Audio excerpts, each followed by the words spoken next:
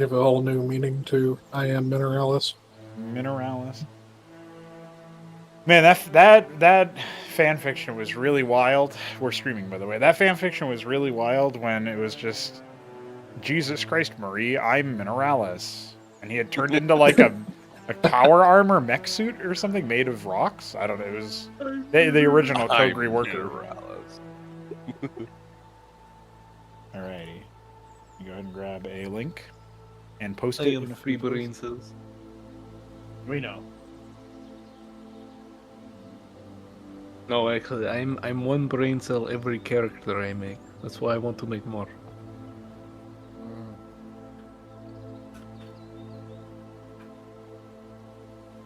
I can't wait for Pro to watch the games I played with George. Yeah, Cosmonarchy is pretty sick. Alright. It is. So, we are here playing not Cosmonarchy tabletop, but Fantasy tabletop, a Ascension tabletop. And indeed, you guys noted that you guys had previously appeared in Arbalor, a realm of great solace compared to the physical realm that you're used to, and a place where it seems the concerns of your past were helpfully pushed away, set aside, brushed to one side, bring you guys into the map. I don't know if you guys will remember, but y'all had decided to take a long rest prior to your next move. So, please make sure to hit the long rest button on your character sheets. And whilst you are doing that, I will remind you all that you did end up cautiously moving through the lower levels of the Owara Manor, and you managed to find your way to the statue where a hidden staircase allowed you to access the lower level. You brought Genra there. You fought Drogari there, and it seemed like more reinforcements were on the way by the end of it. Thus, you wound up escaping upstairs to the same place that you had found Eternity. And instead of that, there was a grand centaur, Iatenia, that introduced herself as a guardian of Arbalor, and introduced you all to Arbalor. In that process, you met with some of the locals.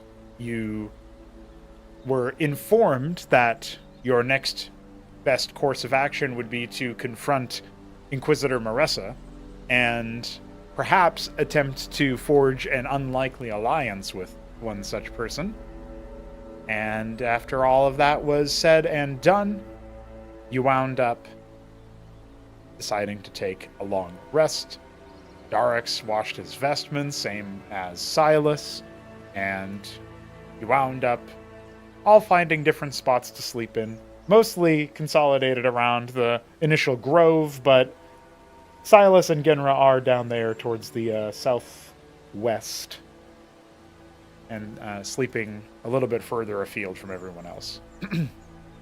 And I guess each other, since Genra didn't go into the waters. So, does anybody have any follow-up questions before we get to you guys all sleeping? The long rest, do I hit is new day or Yes. do I not? Yes. New day is fine. All right. So Darix is not here immediately. Alexander is not here immediately because he has to BRB. Got owned. He's too busy excitedly talking about the 6th race of Cosmonarchy, which isn't even here yet. We're not even starting on them yet. So, I will instead, worrying too much about that, I can tell you that sleep is going to come to you guys all pretty easily. Not in a sense of it being overpowering, but more so in a sense of you're in a peaceful spot where you know you have this overwhelming sense that this is a sanctified place, a safe place. There is no threat or danger here. Those denizens of this area mean you no ill will, and any conversation they may have is only sources of curiosity and intrigue and friendliness. There's no concern about all of the horrors of the outside world and the grand scope and scale of the mystical arcane conflict that you seem to have found yourselves tangled up in. And there's no presence of mind from the souls that you carry with you, or those of you who carry souls with you. The quietude helps you slip into sleep as soon as you see fit to do so. With that said, Narath had sort of bandied together with Ogra, the strange serpentine draconic-ish creature, to in an attempt to say, hey man, maybe you can give me a little bit of a nicer dream, make it a pleasant dream. And as Narath slips into a subconsciously sort of, okay, I'm resting, this slips into that unconscious state, Narath will find himself for a moment seemingly floating, as if his eyes are open but he sees nothing, yet he has a sense of tranquility about him. There's pockets of flickering memory when life had more color to it.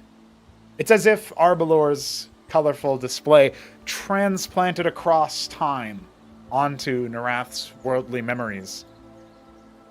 And then eventually, you will realize that these memories are of a time from before you pledged your service to an undying one. A time from when things were grand, when things were alive. It's a time marked by occasional pockets of solace during hunts, but mostly community, mostly family. Still, in this moment, you have found yourself looking over a field in search of prey for the fires of your people. When it is time for them to feast, you are to return with an offering. And rather than jump at the chance, it's a moment for you to just observe how real life felt then, and how simple your purposes were at one time. Do you choose to dwell in that moment, soak it in, or more so interested in looking around for a thing to bring back? Creature, a trophy. Narath chooses to observe and to cherish this rare moment of reflection.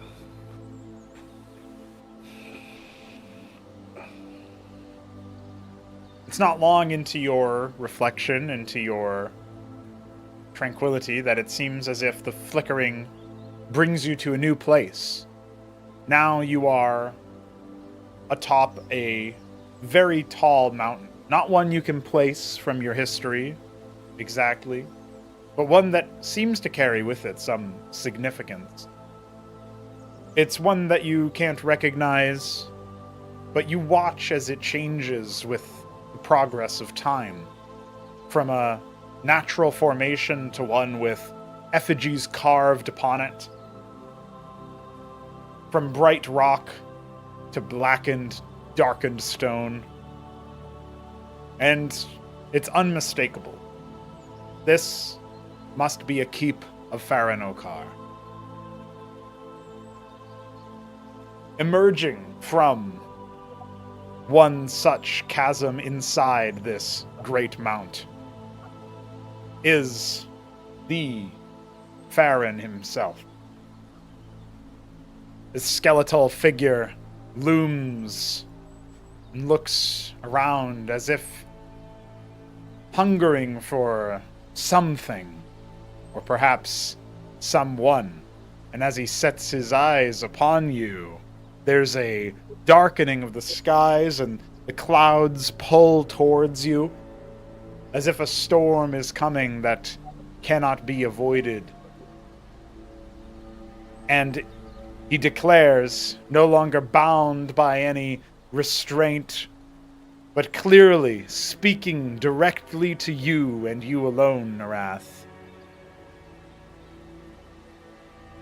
You have found me a great source of the arcane, haven't you, Narath? Oh, shit. Alright. In horror, Narath recoils at the visage of his master, and he says, "No, I will die. I do not." Fuck. He just recoils in horror. Coils and horror, okay. He's too shocked to speak. Despite your recoiling, it doesn't appear as if Farron's eyes are truly tracking yours. It doesn't take you too much longer, despite your shocked state, to realize he's staring in a direction that holds you, but not at you directly. And as he continues to gesture in that same direction, he seems hell-bent on claiming you once again.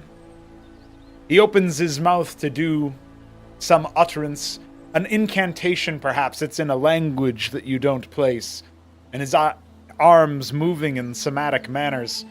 And that's when the very same creature that promised you a peaceable rest, a pleasant dream, springs to life and begins to wrap its serpentine tail over Farron's throat, choking a life from something that should not breathe, before he turns to dust and whisks away in the wind, the clouds opening up once more.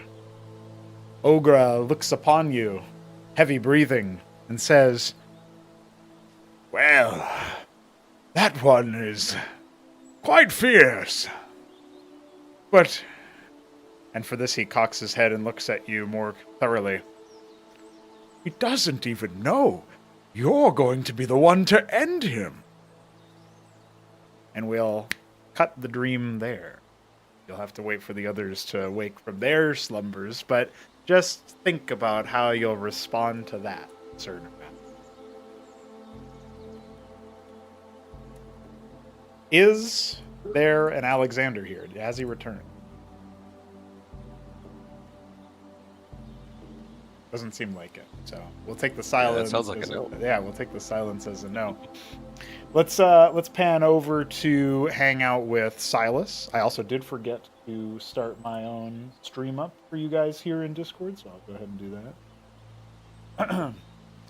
So Silas is also in the middle of a slumber, and he too will have a very vivid dream, perhaps one that has some unsettling nature to it. It's very tranquil as you fall to slumber, Silas, but it's not long before you get the sense that someone is attempting to get your attention, but every time you look for them, it's as if they're trying to hide from you. A strange paradox, yet there's an undeniable familiarity of the presence that you feel. One that you have felt before. Recent.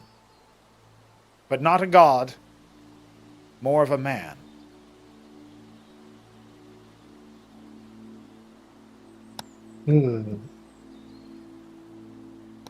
Is it James? Are you thinking that in character? Yes. Okay. As soon as you do so, the pained and wearied, wizened expression of the old man shows himself to you. Yet, it's as if he's trying to bend and refract the image so that he can't be looked at directly. As if your staring upon him pains him. He lets out a silent cry of anguish. Clearly, he's in some form of distress. Why is it that you hide yourself? What is wrong?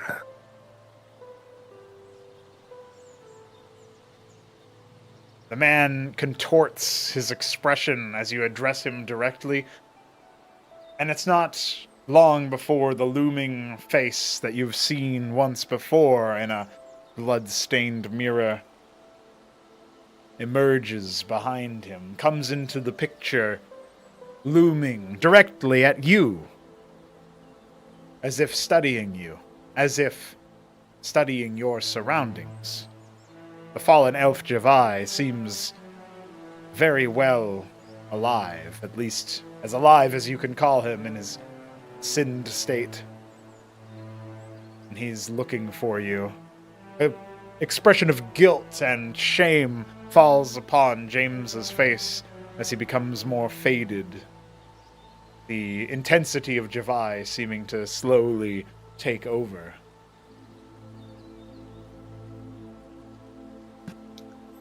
So the figure has returned. What is the meaning of this? As Javai looks upon you, his sunken eye sockets searching for meaning in a blind but perceptive manner. He's less looking upon you now and very clearly looking upon where you stand, where you sleep.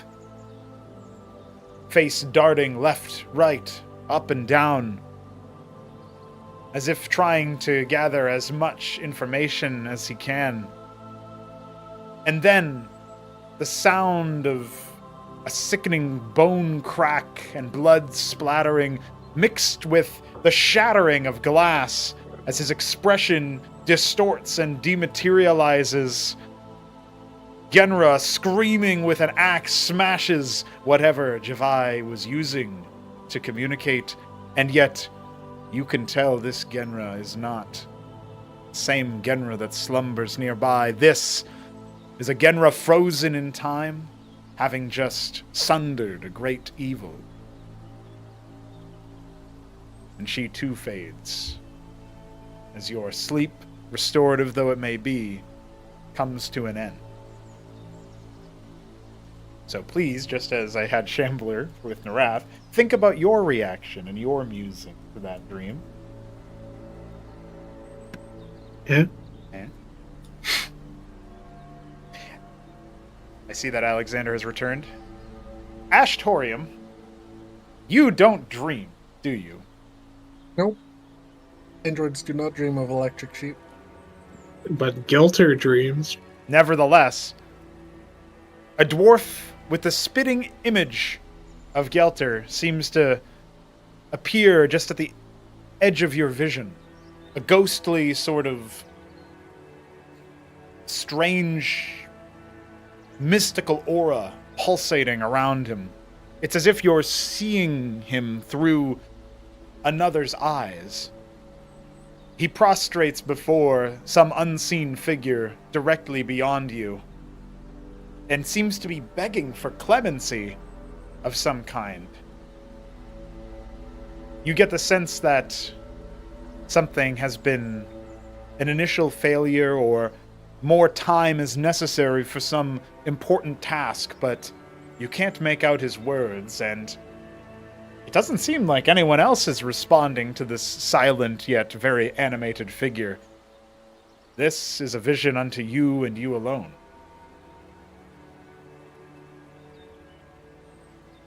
Ashtorium tries to look and see what's going on. As you follow the man's visage, he seems to be looking up much taller than you, looming to cast a shadow over the proceedings.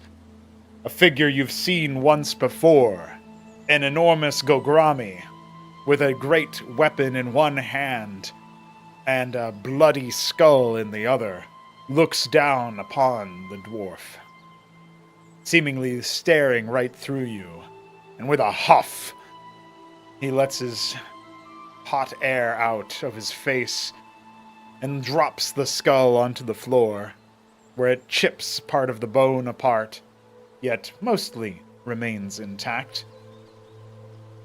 Then he strides past you towards something that seems quite difficult to make out at first, and then is revealed to your eyes, Ashtorium. A glimmering and gleaming suit of golden metal armor, fit for a creature as large as this Gogrami, lies in an incomplete but brilliant state. It seems as if this creature is after a more suitable set of arms and armors. So, think about that. Okay.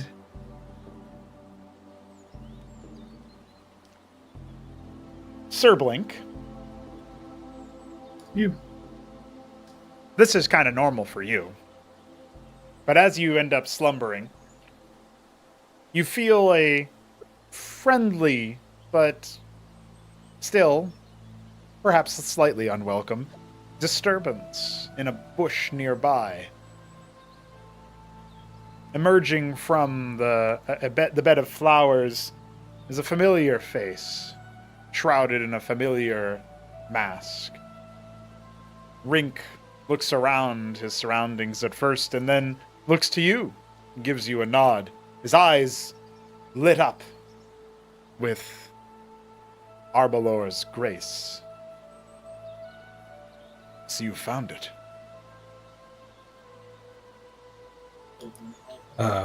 Yes. How are you here? He looks around, again, still very pleased with his surroundings, it would seem. I suppose I have you to thank for that. I'm just a visitor. He continues to look around and surmise the surroundings. After a exhale, he turns to look at you again. You know, I do feel sorry I never told you about this place. The Sazarin is sworn to protect it, but we do so from outside. Rare is it for one of ours to pass through the gateway.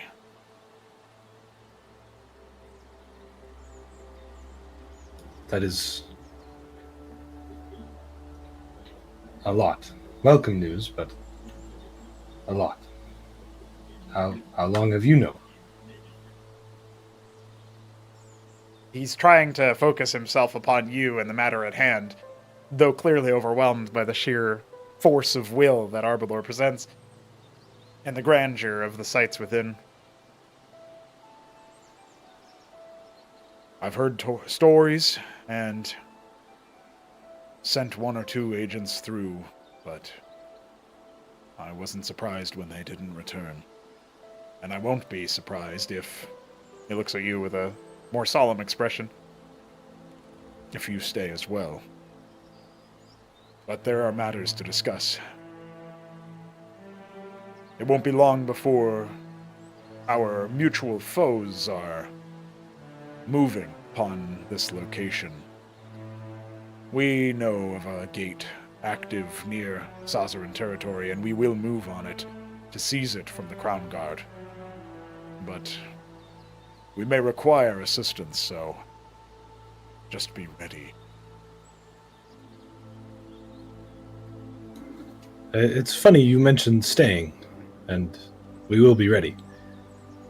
But it seems that there is a non-zero chance I could end up being a sort of, well, I forget how she worded it, but protector of these lands. And I don't know if that means I would stay or travel between, but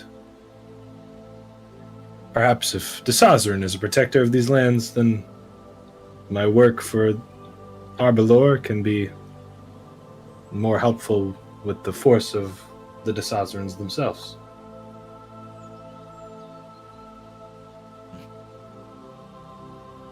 A post fitting for one as skilled as you, to give purpose to a blade that can never be dulled.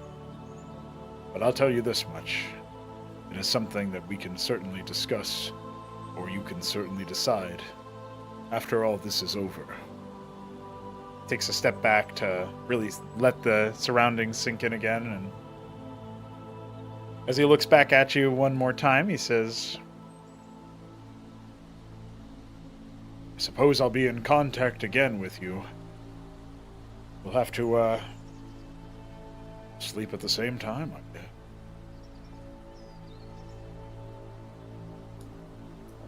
And how would you like to coordinate that?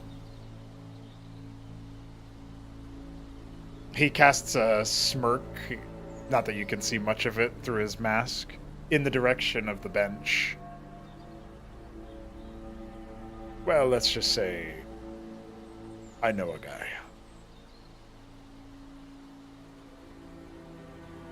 I should have figured. When you look at to follow his expression, you'll see Sabael, the same creature that you spoke with earlier. He seems quite a little bit more miffed than usual. And then he's gone.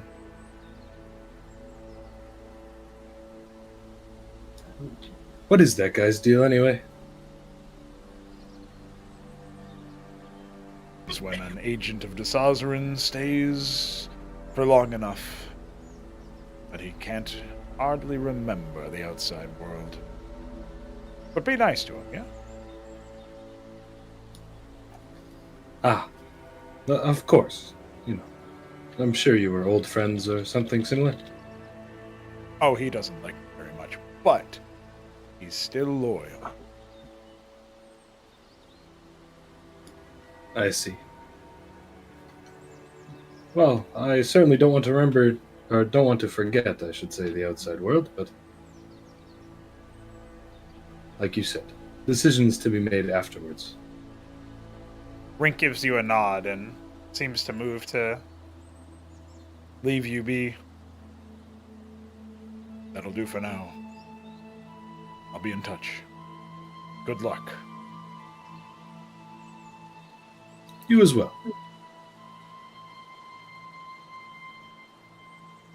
It's not yet time for Blink to rise from his slumber because Alexander is actually here. Isn't that right? Yes, sir. All right, Darix, you've finished your iconography and you're ready for a nice, long slumber. And for all you know, you've already gotten most of it by the time you start to realize that someone else is looking upon you, someone other than the verdant creatures of this land. And they're addressing you as well. They're talking rather loudly, actually. What's their deal, anyway? And that's when you hear the voice even louder than before, along with a thunderous clap of two hands together, as Drake Speaker Priliar from the Draconic Council slams his hands together. Young Darix! Darks bolts up. Huh? I have your attention now, it seems. Tell us, what have you uncovered about the curse?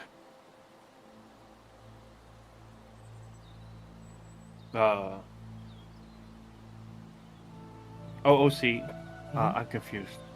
am I supposed to be confused here? Well, your goal was originally to, uncover more information about the curse.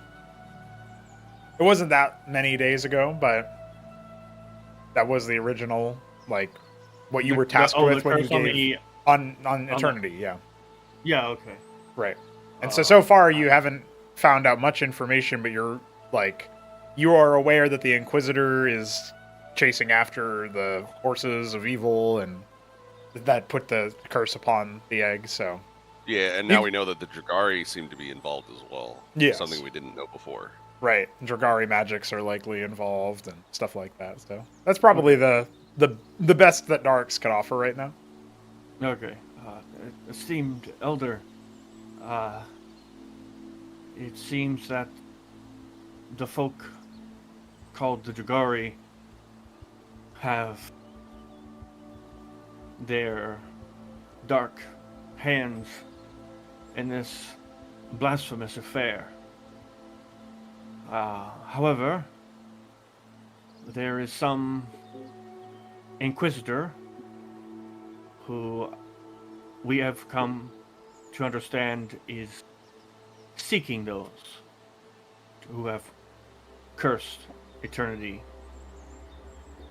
And soon we shall be speaking with her, and Astramus willing, we can join our forces and find whatever wretches have committed such unspeakable acts.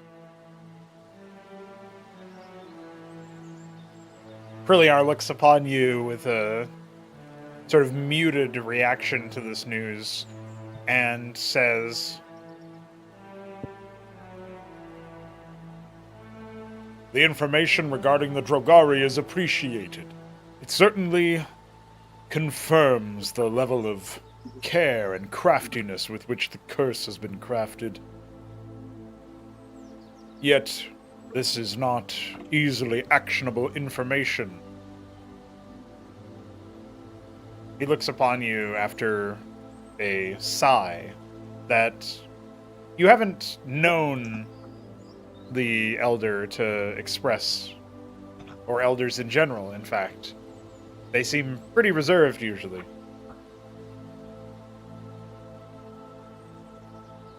Dark's safe harbor for eternity is not guaranteed in our realm any longer. Darks blinks. Wise elder, where else could eternity be safe? Surely there is no safer harbor than home. Eternity is bound to the continent that you find yourself on, as part of its wicked magic that the curse afflicts it. Yet it must be said, our realm is presented with destruction as an option, should we not find a safer place for eternity. And by our realm, I mean our link to Astramus. Have you found any safer place to abscond eternity for a time? Darks looks around himself.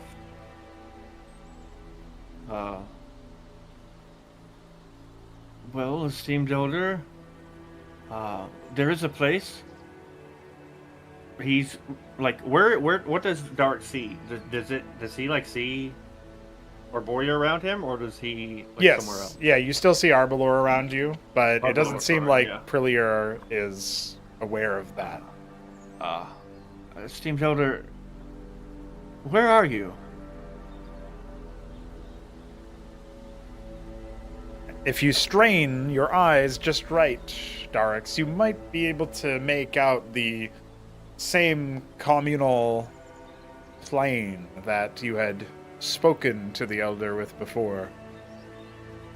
I am where you found me. Well, esteemed elder, apparently there is a land, realm, place, so-called Arbalor.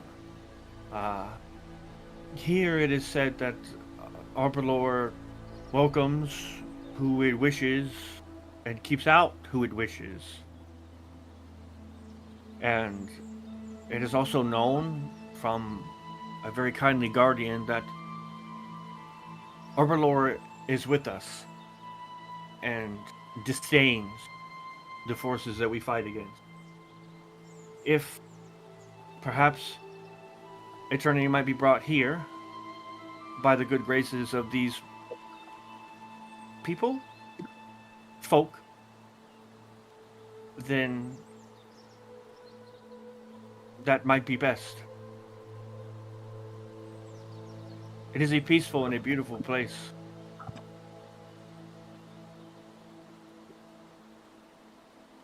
So be it.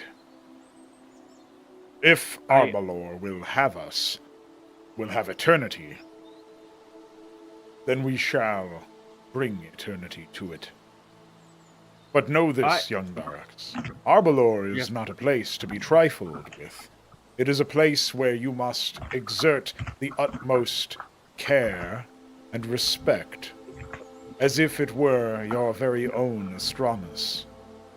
For if it is trampled upon without any second thought, it could, just as soon as it allows you in, reject you. And we do not know where you go when you are rejected by Arbalor. You know of this place, Elder? Our records make note of it, but I have never been myself. I am sure that a number of on the pilgrimage have returned home. Speak of it to the elders and to the council. Of course, I would not dare to tread ungratefully or speak ill of such a beautiful and kindly place that has, by its will, and in turn, Stramus's will, welcomed us so readily. Should I communicate with the Centaur Guardian to let her know? Yes, when you next see her, you will tell her what you know, for she will be looking for corroboration. Hopefully Of by course, then, Elder. we have already made contact. Thank you, young Darax. You have given us hope. At least fleeting hope. Continue on your mission.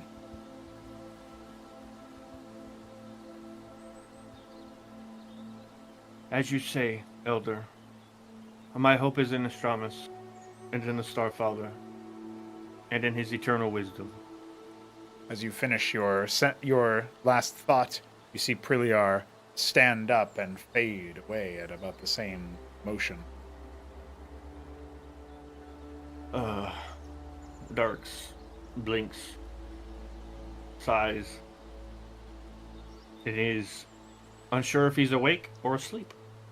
Well, you'll be finding that out momentarily. Good old Ro. It's Yeah. probably the best sleep you've had since you can remember. Since before the Great Calamity took your whole tribe, your whole people. You're by yourself again, not just physically, but also spiritually and mentally. And that quietude, that solitude, that has eluded you for a very long time. The next time you open your eyes feeling rejuvenated and appreciated by those around you, you realize that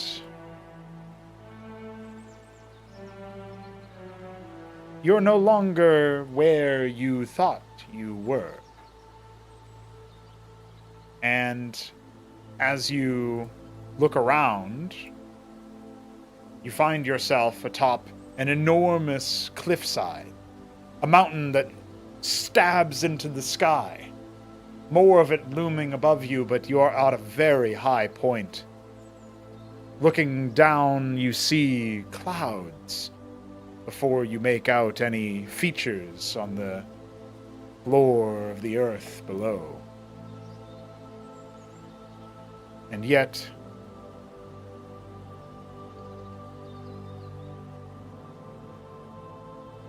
there's something stirring in those clouds, Ro.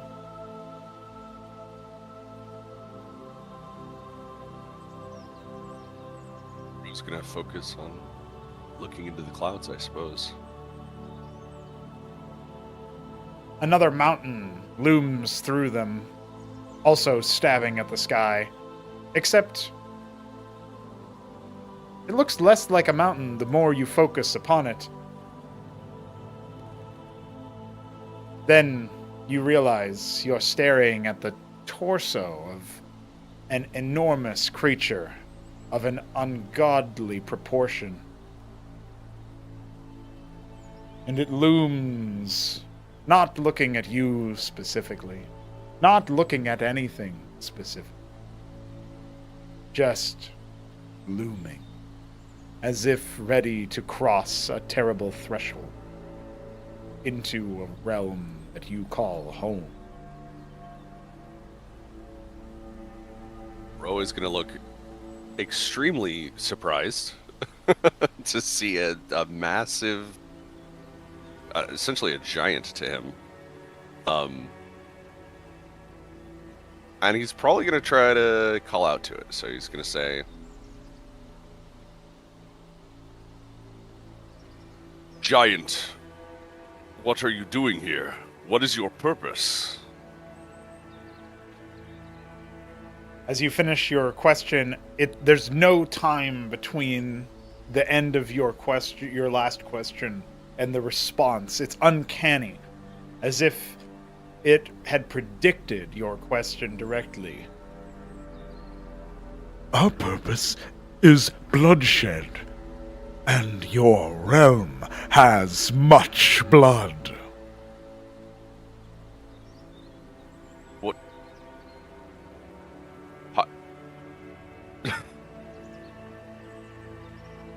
Where do you come from? Again, no separation in terms of time at all. I am my own origin. I now come to you. Your people bring me closer. Your people. My people? The Gnolls? This time there is no response. But instead of verbal, that same roiling well of spiritual energy, just a taste of it rankles in your mind as if being unnaturally flexed, a muscle being strained too much. Ro, you are staring at Akranon itself. So, Ro is going to, like, his face is going to change to probably like 3 different expressions in quick succession. But settling on a face of intense rage. You are Akranon. You are the being responsible for the destruction of everything I loved. You should pray that you do not come to my world, for if you do, I shall tear you apart. I don't care how big you are or how powerful you might be. I will find a way to destroy you, even if it is the last thing I do. Even if it costs me my life. I will see you dead. There's an outrageous spark of jubilance from the creature as it surges its arms forward as if attempting to grab you. But it's then that you see the only weakness you've seen so far. As the creature moves its enormous gangly hand to grasp you, its fingers begin to phase into a incorporeal state, and it cannot continue to press into your realm. Something rejects it, prevents it from manifesting its will within Ascension, indeed within Arbalor. And that jubilance, that joy, that gratitude for your words and your will are replaced with an anger, a fury to match your own, perhaps even to exceed it. As Akranon withdraws and retracts its attempted push, you notice its hand still not quite manifesting back. And it just looms there for a moment longer, looking at you. Now, terribly fixated upon you. And then it vanishes into the fog, into the clouds, and you find yourself stirring from what was admittedly quite the restorative sleep, but with interesting implications nonetheless, alongside the rest of your group. You're all awake now. Okay.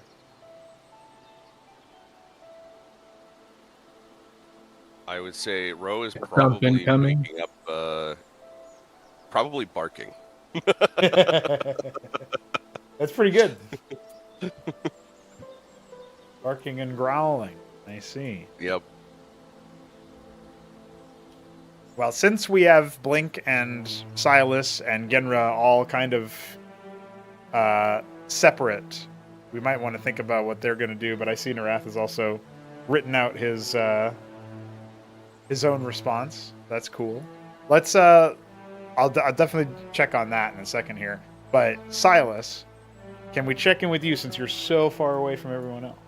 Bring you in real quick. So as Silas awakens and the images of Javai flash through his mind, he immediately looks down at the symbol of Savras on his palm. It is indeed, full of energy, shall we say. Shining brightly.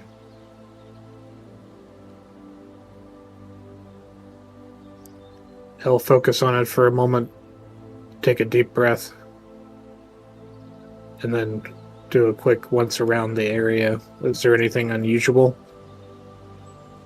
You'll look around in search of something less, something more significant than what you had previously seen.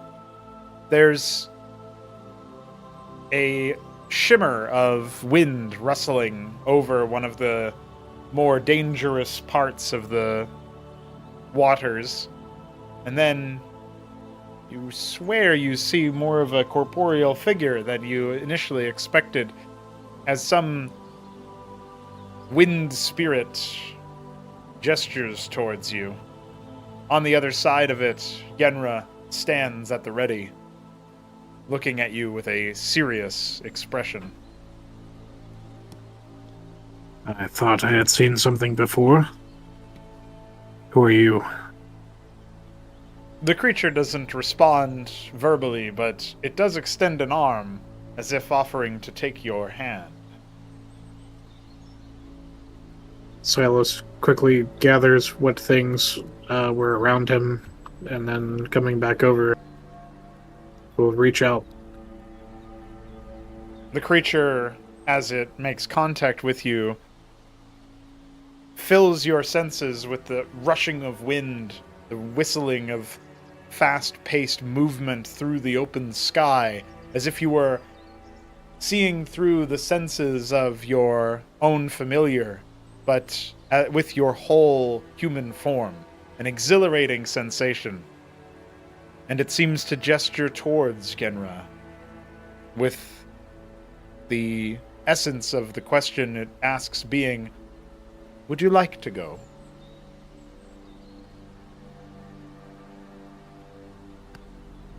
Take me there. The creature immediately poofs forward and passes you through over towards Genra before vanishing in a puff of wind like smoke from a chimney. How unusual. Yes, he never do that for me. Perhaps we should try sleeping on the island next time. Genra takes one step forward. Genra have thing to talk about, but everyone should be there. Oh shit. Go.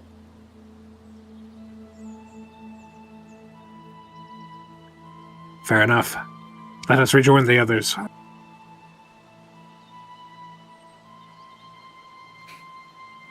Absolutely owned. So whilst Genra and Silas are returning,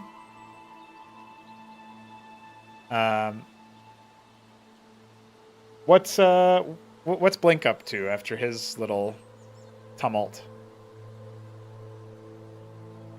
Blink would awake, fully thinking on what has happened.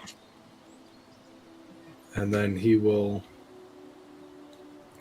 once again ask the wind creatures to help his path across as he steps off. Right.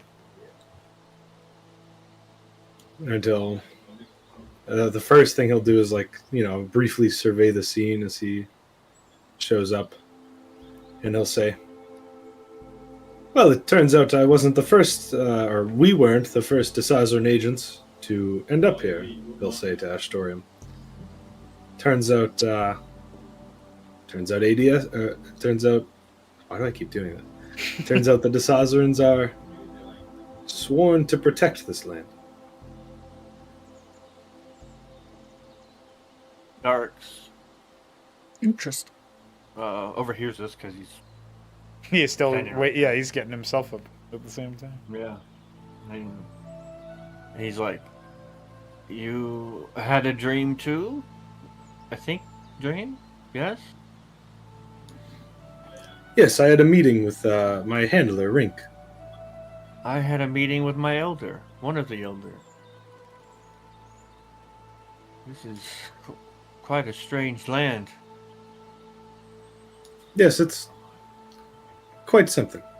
I turn- feel compelled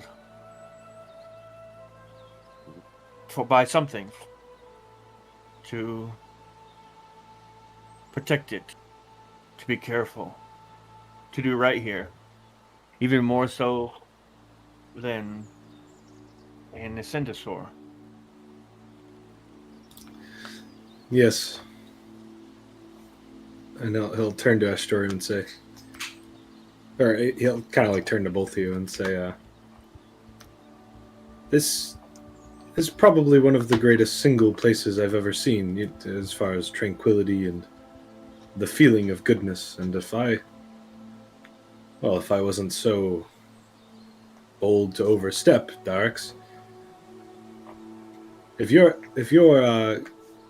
dragon egg wasn't so safe already, I'd say that here is a pretty good spot. Yeah. Speaking of, he looks shocked by this. My elder, he said that eternity is no longer safe. And he asked me, even though he was standing here, or there, I suppose, in my dream that didn't quite seem a dream,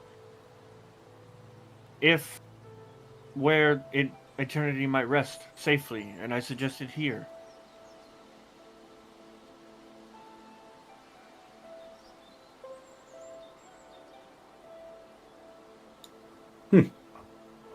Well, I'm sure. Oh god, it's been so long. What was her name? Eatenia, the centaur. Yeah. Okay. Well, I'm sure Eatenia would be more than okay with that. She does mention that Arbeloa makes the decision in the end, and well, if you were a tranquil, peaceful place, wouldn't you accept a eventual god into your midst? Well, if the god was good, yes. Well, Darks, and he'll look at you with a half smirk, like you can tell he's very clearly being facetious, sarcastic. Is the god good? Darks looks horrified.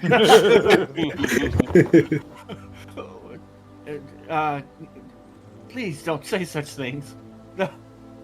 Yes. And he'll take a step back. Let me knock on wood. He scrunches his snout up. Why?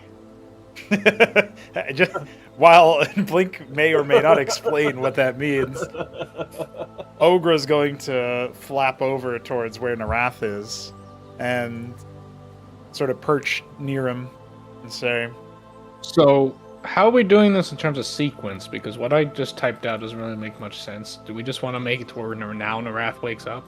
well, that could be how you wake up. Like, you wake up and you've already pushed yourself over there, and the second paragraph is still valid. Because you're not, like, making a lot of noise, right? And there's stuff for, like, Silas and Genra are still in transit. If Blink, Ashtorium, and Darks are he all in scrambles conversation. backwards. Right. He goes like, Yeah, Oh. but if those three are in conversation, they might not immediately take notice of you. Or you've already done that before they've woken up or something, right? I think it can still work if you want to do it that way.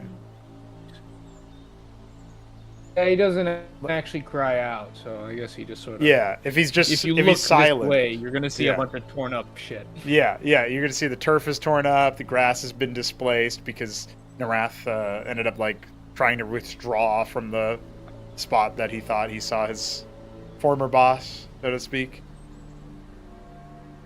So, Ogre's gonna be perching next to you as you're still sort of adjusting to the current position, and you've had a moment or two to think over what's happened, but not nearly enough time. And Ogre is going Narath. to perch next to you. Go ahead. Yeah, Narath will turn to the thing, take a step back, and he'll say, "What did you show me?" Gotta be honest with you. I had a different plan. Actually, you saw part of it, but Arbalor changed it up. I don't think you got to the end. I probably shouldn't have intervened, but it didn't seem very relaxing.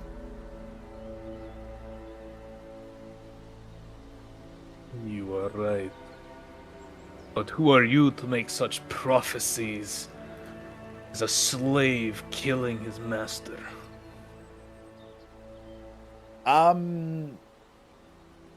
Well, Arbalor works in mysterious ways, and told me to say that. So, I guess you'll have to direct that question. And he gestures violently around himself to Arbalor. Maybe he'll respond. Narath looks at the torn up turf and the crushed flowers. A look of regret in his eyes, and he says, "So be it then."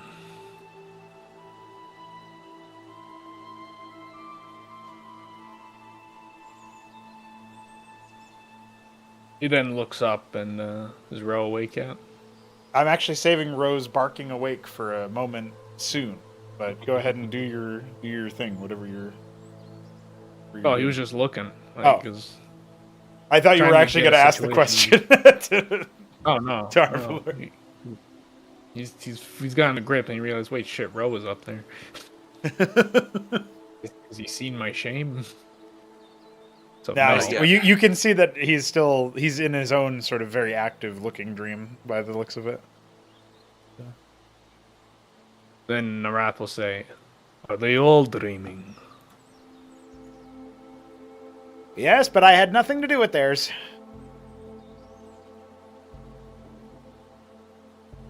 Narath wipes some dirt off of his armor, and he says, "I can only pray that it is more pleasant, especially for the Knoll. I am not the only one tied to dark powers. I would not wish a nightmare on him. Not here. Not now."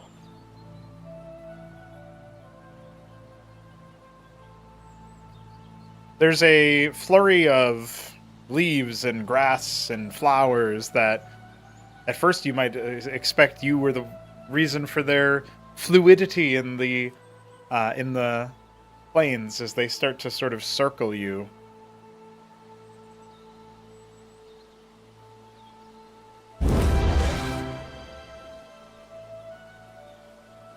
Ogra looks excited. I I guess this is Arbalor's response. You cut out. That might be internet dead. Oh, your internet. Oh no, he's internet, boys. Get Oh, internet. you're back. You're back now. So what was? I heard You're response. back now. Oh yeah, Ogra said, it looked excited and said, "This must be Arbalor's response." And as you look upon the turf that you had dug up, you'll see the swirling motion of the leaves and foliage seem to restore the landscape to a different but still very pleasant looking set of flowers and foliage, as if you had never torn it up to begin with.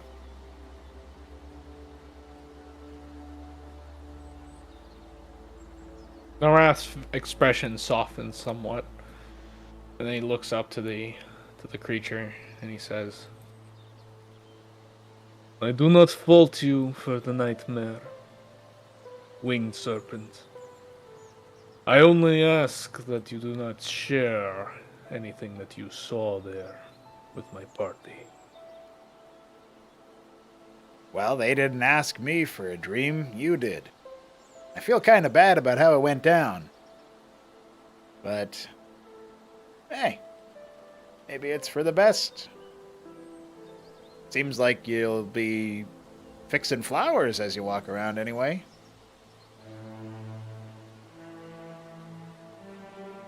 "That's permanent," Norath says, and he takes an experimental step backward. That's a side action. Yeah, towards where you tore up more terrain. And you'll see... Oh, this does it. Yeah, you'll see the same sort of display occur as you wander through another part of the ground that you had recklessly sent into chaos earlier. And out of that comes a blooming order of pleasant flowers and, you know, different flavors, different smells, different colors, but clearly still of Arbalor. Norath kneels down and he holds the most appealing petal in his hand. He doesn't pluck it, but he kneels down and he takes a deep breath again. And then he sort of half mumbles, "Maybe it will, little dragon." And he rises up, not waiting for an answer, and heads towards the party, walking over any remaining ground that is ruined before he makes his way that way. Now's a great time for Ro to wake up barking. We'll also say that it's as Silas and Genra are returning, just so that everybody's in the same spot. But go ahead. So Ro wakes up just suddenly barking and growling, and he looks as he's angrily looking forward suddenly, and starts like swinging his clawed hands out as if he were trying to strike an invisible assailant.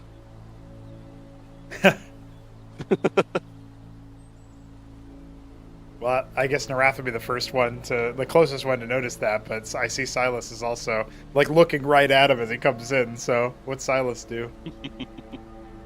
Is he all right? Great warrior.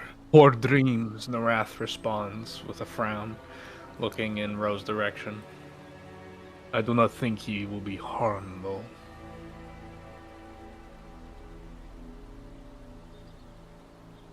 Ro will finally realize that he's not actually fighting Acrodon, and kind of like suddenly like look around, and then look slightly confused, but also like a little like ashamed, like, oh. When you see Blink will like looking at you will be like shadow boxing, and then he'll say, "So who are you punching out?" Oh, he's in. Oh, he teleported. He's fucking gone. He's gone. No. He's back. That was pretty good. That's funny. So yeah, Ro's gonna kind of like walk over to the group, and he's gonna be like, "So you all saw that, didn't you?" Who barked? Yes. Were you playing catch in a dream? I wish it was playing catch, but no. I bet he was chasing bandits. That would have been preferable as well. But no, it was quite possibly the worst thing that could possibly have happened. Then I'm going to assume your mentor did not visit you in a dream, like a mentor did for myself and Blink. The worst thing that could possibly have happened. Oh, I don't Is that want to what- think was that, what might be. That must have been what's his face. He offers no other context. Yeah, perfect. Whose Yeah. face are you speaking of? You know, the guy. What's his face? The evil guy? Big evil guy? Big. Starts big with an A. evil guy. Oh, Anacron? then yes. Anacron. He doesn't Even remember either. He doesn't remember either. Deception skill check. I met the giant Acronon, the one responsible for all of the darkness and evil that we have faced. No. I would have fought him too. I told them that Narath with a I would grimace. destroy them. Narath with a grimace says, "I also communed with my master, Sleep." The Lich? Yes. There's a great deal of weight on that answer. I am going to assume by your manner, old one, you did not strike him down in your dream. Would it be so easy? Narath says wistfully. Oh. I must find the gracious horse lady, Centaur. I must speak with her. This is a matter of great importance. Eternity might be in danger. Yeg? Yes. It seems we all had foreboding dreams then. Was it this place? This Arbor Lore?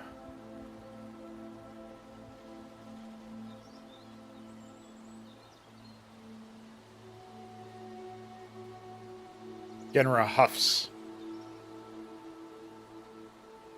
Only Ro and I smash enemy in dream. Well, by the grace of Astramus, I had no enemy in my dream. This You disappoints merely Genra. had bad news. Yeah. Yes. Yeah. Although I assure you, Genra, if I could smash the bad news that I received, I would. This alleviates Genra's concern for you. Oh, and I found out that Rink and, well, the entirety of Da Sazarin has been sworn to protect this realm, and other Da Sazarin agents have managed to get here, although very rarely, and none have returned. In a good way. From what it sounded like, they just chose to stay. I can understand why. Yes, but when I met Sabael before I knew he was a Da Sazarin agent, it turns out that he barely remembers the outside world. And I don't know if that means that he's been here forever or other things. He also is miserable, but that could just be Sabael. Oh dear. Were my our gracious hostess be residing?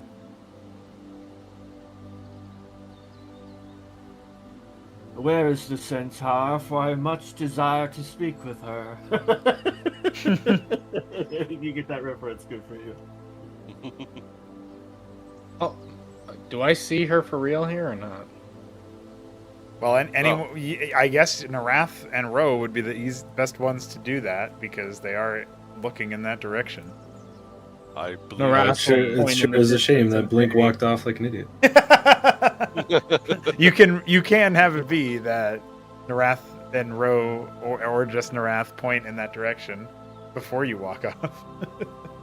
Yeah, as you're walking off, Narath will hold up a hand, sort of like halt, and then he'll just point with the other and say, I believe our target is that way. I don't think it would be good to describe her as a target, but yes, Yes, Ietenia is in that direction. the way you say it just sounds menacing. I believe our target. Like, what is wrong with you? Narath cannot help but be Do not be callous. a sour old man. Do not be callous to the old one. That was how intimidating he said it. Slightly above average intimidation. Yeah, it suits Narath actually for his passive discussions, his general conversation. Let us not begin this day unkind to one another. He turns around. As you approach Darix, you'll recognize one of the speakers from the council, Pathlighter Mercina, in some sort of interloculation with Ietenia. No. Darks will wave. He doesn't want to yell because it'd be Right. rude. Seemingly, despite not being turned towards you, the Pathlighter does raise a hand in response. He bows. I suppose we should wait for their conversation to end. But Your elders are here. one elder, although I don't know how the other. This is another realm, and I was asleep, but I could see where he was. He shakes his head. Some things are simply beyond anything. Well, if I remember correctly, this one seemed to indicate having an affinity for beasts. Maybe that allows them to have a connection to this place. He thinks about jumping over the little thing, but he is hesitant to insert himself where he was not requested.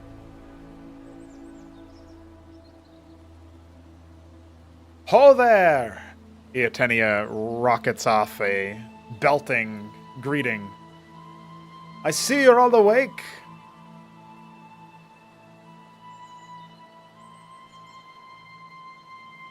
He waves again, smiling. Blink is also just waving behind everybody. Yeah, he's just smiling. Narath just sort of stands there and waits. We know. Ro gives a smile. He stares very intimidatingly He looks ready for action. at the nice centaur lady. What's It's Ro more doing? like he's kind of grim, you know. It's like He's you just have, very like tense. these two He's happy just- figures. yeah. They're waving. And it just Blink runs up behind He's Narath. got like a scowl on his face. I'm grumpy. Oh, wow, Blink quietly gets behind Narath and puts up bunny ears behind his head. wow.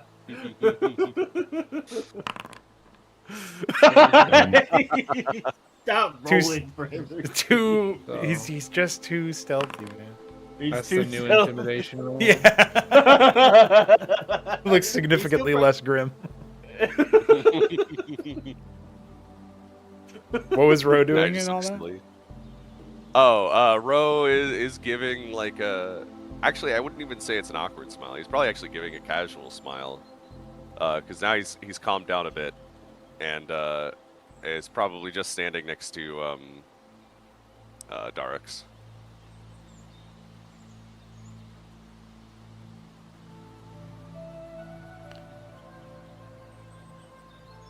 Are we going over there, or are we just going to watch?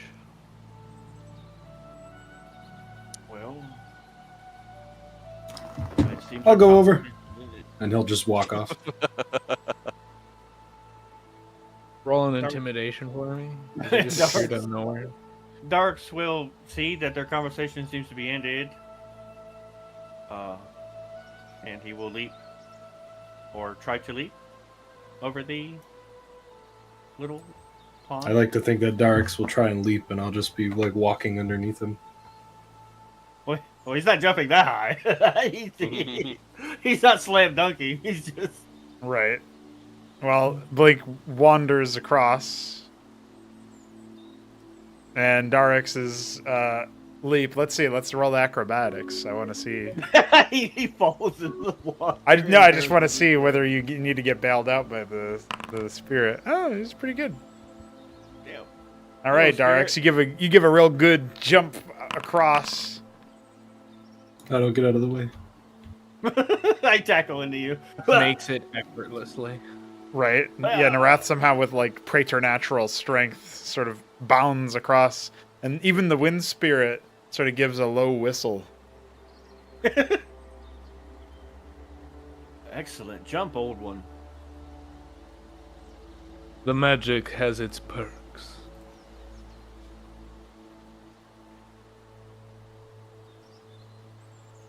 I suppose Ro will probably jump across as well. Darix, meanwhile, has never been this close to an elder before. Right. And he's like, is this allowed? Offers a stiff bow and says, "Hail, ancient." He's like, ancient. He gives him a side eye, but doesn't say The anything. elder's definitely older than me. You guys have longer lifespan. But Isn't it saying rude to call people old? Yeah, but saying ancient is like... Number of respect in his culture. Well, I guess she might know that. Dark's like, Darix doesn't. yeah, Dark's is like one that's a female. You don't call females ancient. They don't like that.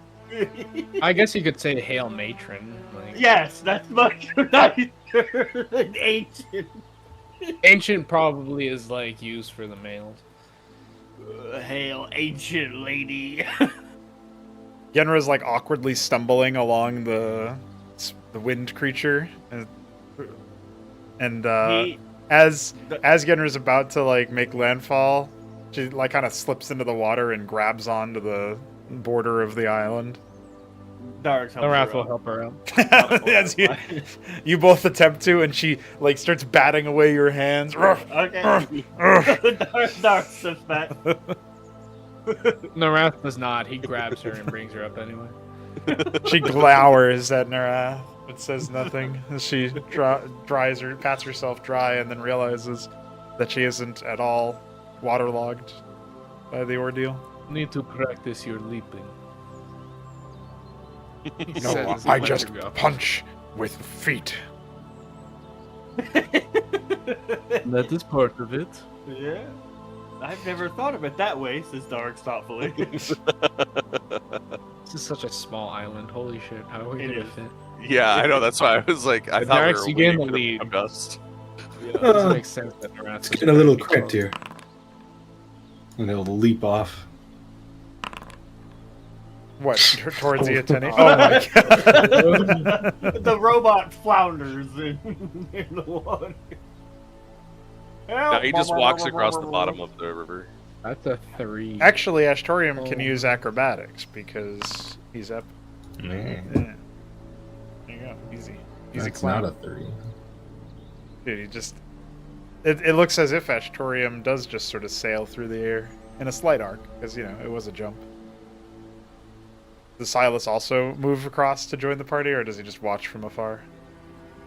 Yeah, he'll reach towards the elemental again. All right. And, phoom, of wind rushing towards you eventually deposits you next to Narath. Well, now that you're all here, with a smirk, Iatenia glances towards Blink. And then back to the rest. I was just discussing things with Mercina. Her usual positive demeanor is replaced with a little bit more of a stern, like, business attitude, as Eotenia says, "It seems you have need of our abode for more than just yourselves, but also for a dragon egg." Dark gods. Well, I have not spoken with a dragon. She ponders for a moment. In about 70 years. He blinks. It will be a good exercise to see if my... And she awkwardly mouths the word draconic in Draconic. Is still up to the task. You've spoken. Who?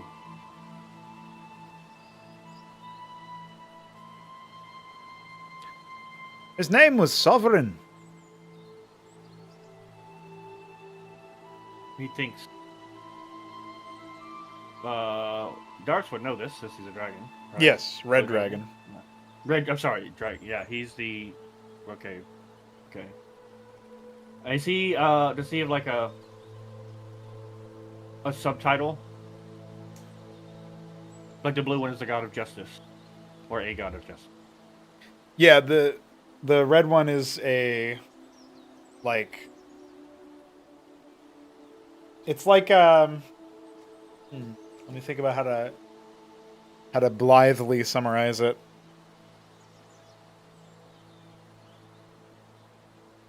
A god of wartime merriment. No. Marshall. Okay. Dark respects that. So. Narath know that's a red dragon? Yeah, I think so.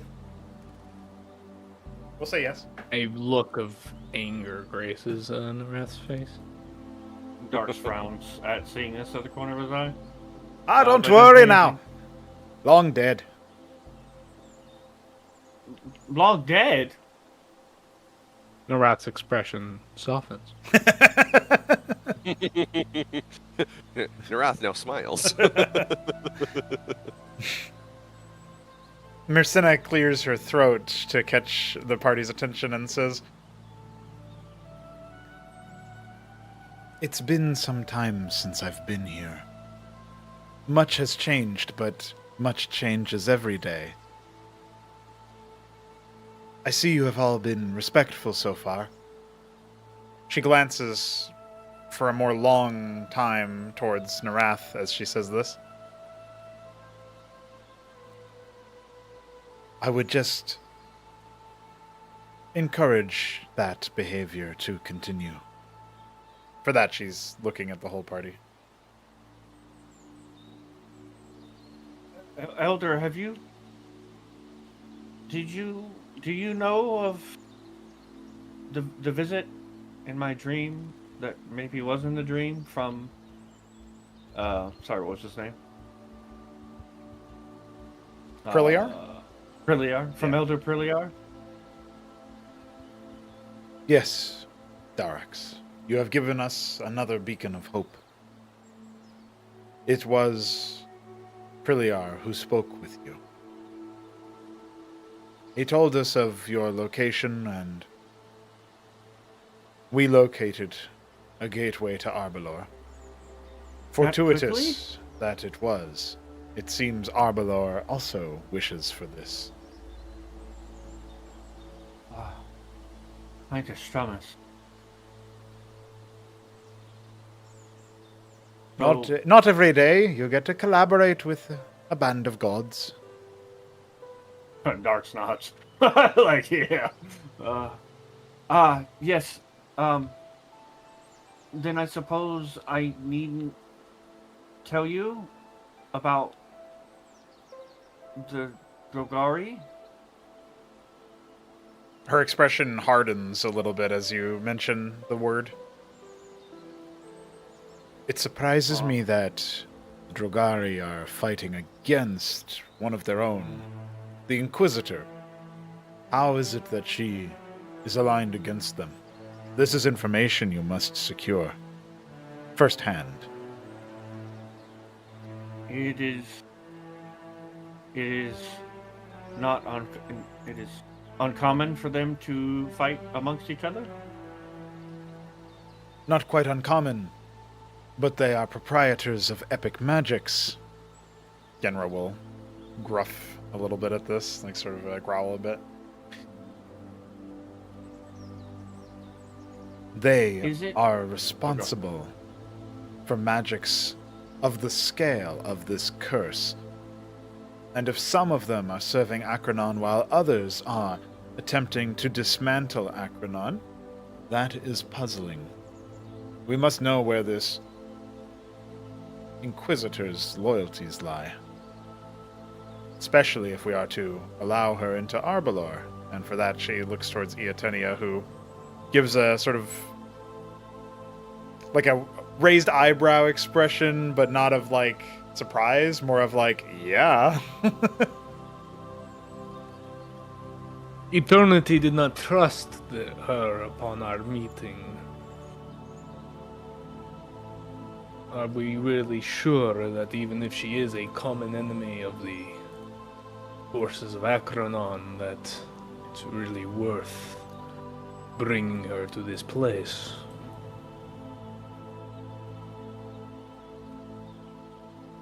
Well, perhaps it was not that Eternity distrusted her.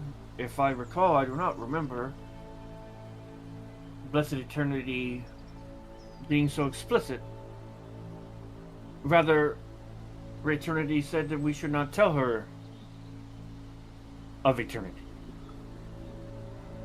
Yeah, it was don't allow me to fall into the Inquisitor's hands, but it wasn't Right. anything else. Right, so perhaps it was simply that it was best for us all if Eternity was not given to the Inquisitor. Not that the Inquisitor herself is someone of ill repute. We shall go with your hopeful interpretation, Youngblood. Well, certainly a god would know better, do you not think?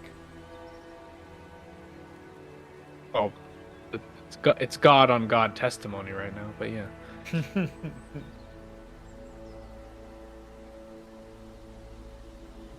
Yeah, is it, pray forgive me for my ignorance and boldness, but it seems those with pointed ears on this land have a disposition toward darkness. Is there some sort of curse upon them? Eotenia will frown for a moment. If you mean the Drogari, a curse of a sort.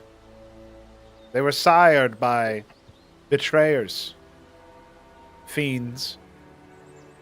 But things far worse than them trace their lineage to the elves. If you're speaking of the ones above the surface, well, I think you'd best keep to the ones that call the trees home. The ones that call the city home do city people things.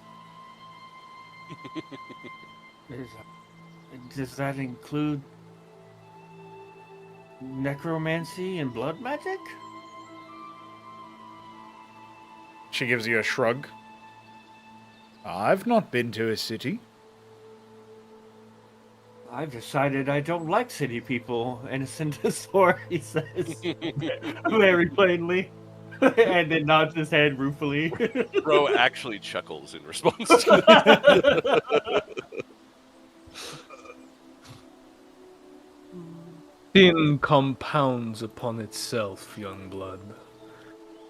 A fallen people can only ever get worse when grouped in mass, without guidance. That is true.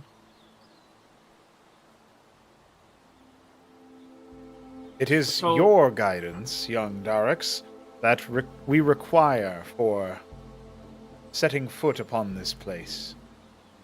So, He points to himself. guide us with your example. Be kind to Arbalor. Defend it from those who would do harm to our goals and to it. And as you become, all of you, more at home in this land, so too will Arbalor become more a home for eternity, even if a temporary one. Of course. I will bring no dishonor to Arbalor or you, for to do so would to dishonor Astramus and eternity.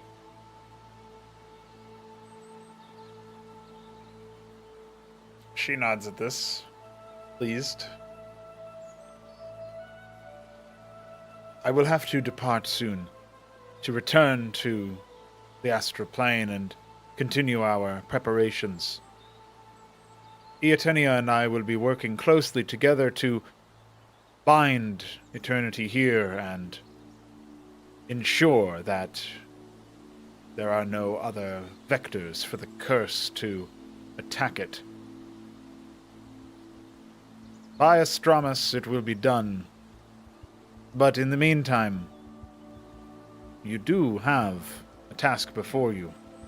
Securing information, and perhaps an uneasy alliance with this Drogari Inquisitor, is the first step. After that, we will need to prepare for war. He blinks.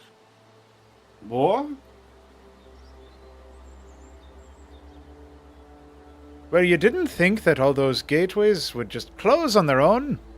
Eotenia has a very serious and grave expression on her face. Arbalor decides who enters willingly, but those with enough magics can find their way in, no matter Arbalor's will. It's a dangerous thing to attempt to defeat and overpower a god place's will. But from what I've heard of these Akranon worshippers, they don't seem to be the wisest, yet they have some power. I'll be shaping the battlements, helping Arbalor turn itself into something that can serve us well in the coming fights. But we're not much of an army as we are. We'll need allies. She turns to Blink. A certain someone might have said something about that to you. Yes, it sounds like the de Sazarins have been helping you for much longer than I think anyone would have anticipated.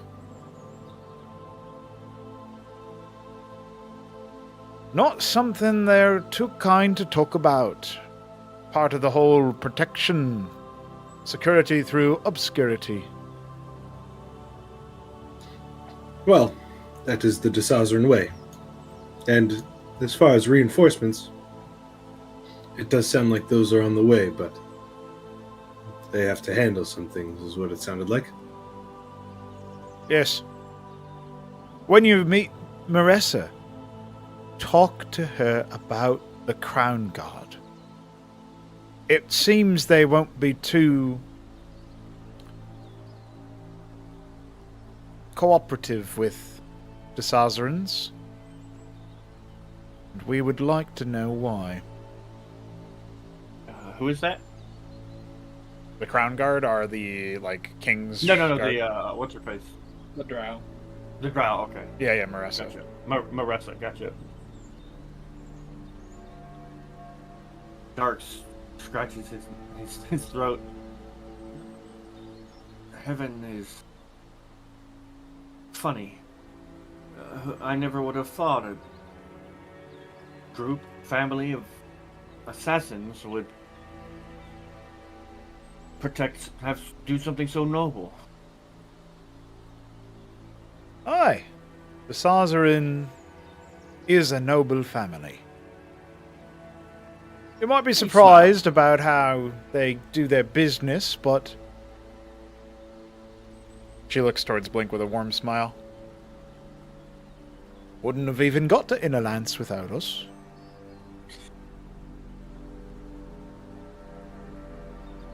Darts smiles over at Blink. Yes, I suppose knowing Blink, it shouldn't be too surprising.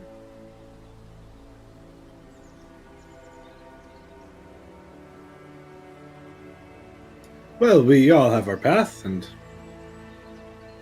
it seems I have one now, too. You always did. You just didn't know it. I suppose that's something funny about most people's paths. I think so too. Very well. How do we begin? Where might we meet with this Inquisitor? Lady Inquisitor Marissa.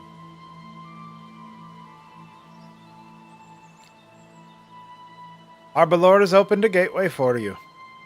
That arch to the north. Once you find yourself there,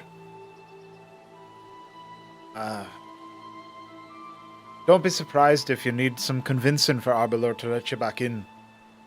And it won't let you back in if Marissa isn't sufficiently interrogated, or at least confirmed to be of help to us. Well, it'll let you in, but not her, if you catch my drift. I do.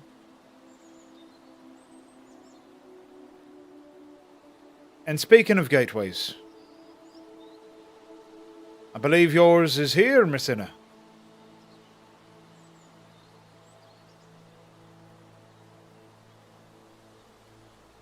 Messina looks towards the party and gives Narath and Darex a nod each before turning to Eotenia.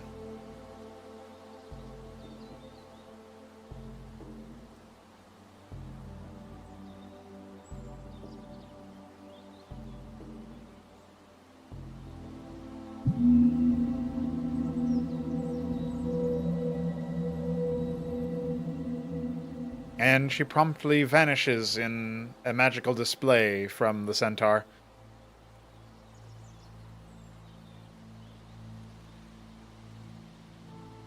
Darks is amazed at how much his elders know, and like how far they go, and who they talk to. But it's very good. He's feeling pretty energized and strangely at peace, despite everything. Arath will ask Silas, would your order be of any help in this endeavor? In reinforcing this land? I could try to send word, but I don't know how soon they would be able to assist. Well, if my elders can sort of come and go in a single night, if Arbor wills it, I am sure Arbor will let them in, wherever they may be.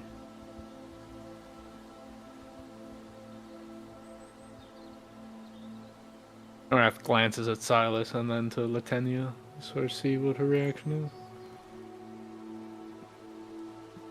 It's worth a try, at least. Well, I mean, if my elder, who is from across the sea, can be here somehow in less than a night.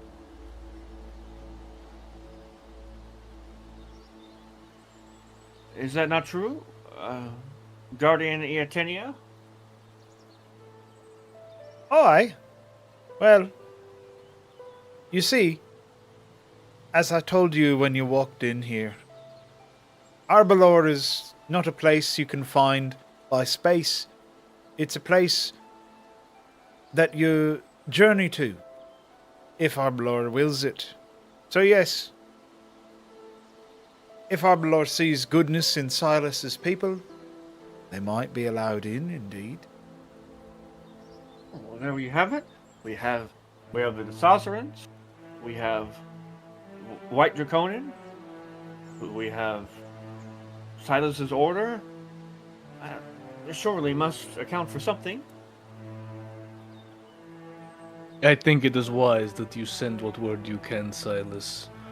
Even if only it is to avenge us in failure. Dark snorts. But he said nothing. Well, I'll need a little time to prepare the message.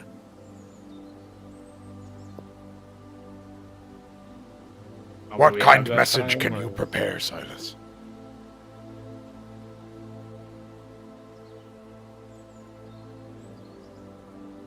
Well,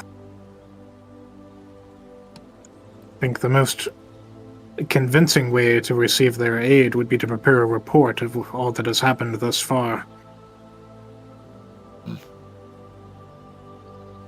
If they understand the stakes, then they would be willing to send more than perhaps just one.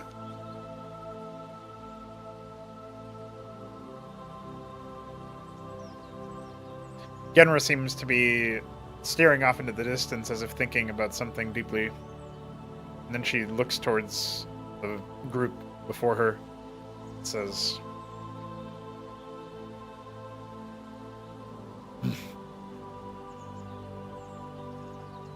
I know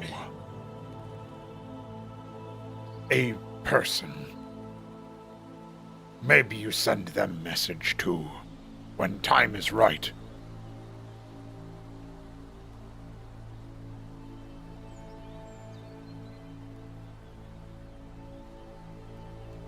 If I'm able to, I'm happy to. she bares her teeth, but says nothing.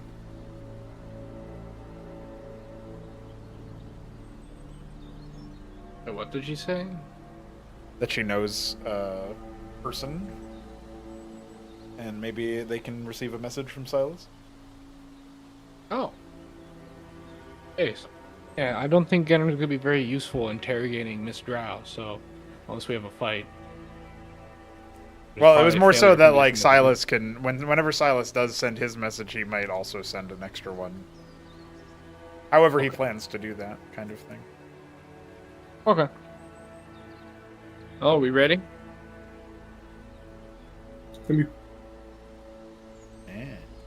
He is you. Yeah. All right, viewers. I'm just gonna plop you back over there. What about you? Oh, we don't get to see who flounders or not? No, I don't think that's necessary. Blink will, What? like, head nod, nod of the head of respect to Iatinia as he tries to get a good line to leap from, like, he's trying to leap from one thing to another, like, not the middle one. Oh, He wants to go all the way across.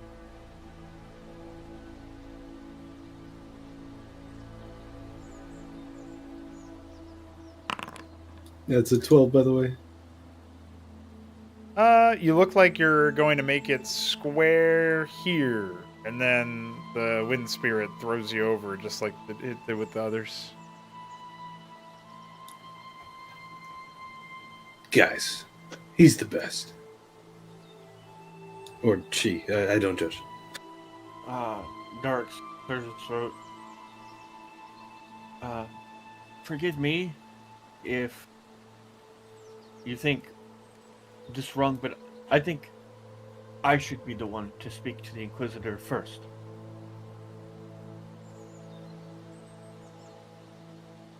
When we do find her. I don't remember if Therex had beef with the Inquisitor. No, he didn't. At all. Yes. My very well crafted and thought out vote is anyone but Narath and Genra. I was going to recommend Silas. And Darks, you do Pardon. qualify. Perhaps Wygenra Silas not and I included. both. What can we do? This is true. Anyone but Narath. You're the Sorry, one who Genry. shot her, Blink. yes, But that, Yes. I would not that- venture to put myself forward. Although Yes, she'll even- likely demand an explanation why I'm even present. please, brothers, please. Please. For one, this is my understanding, but please correct me if I am incorrect in my assessment. Narath, well, you have Nexus and the Lich. Blink, you did shoot her in the face or something or other, I think. I would like to argue that even me shooting her in the face is probably still more preferable than Narath. That is of no consequence to what we are discussing. Ro is a no, and in my very limited understanding, it seems that gnolls are not particularly trusted or looked favorably upon the average individual here in this land. Astorium, of course, because he is a creature of few words, although perhaps he is more than capable. He just has not shown us his gift of tongue yet.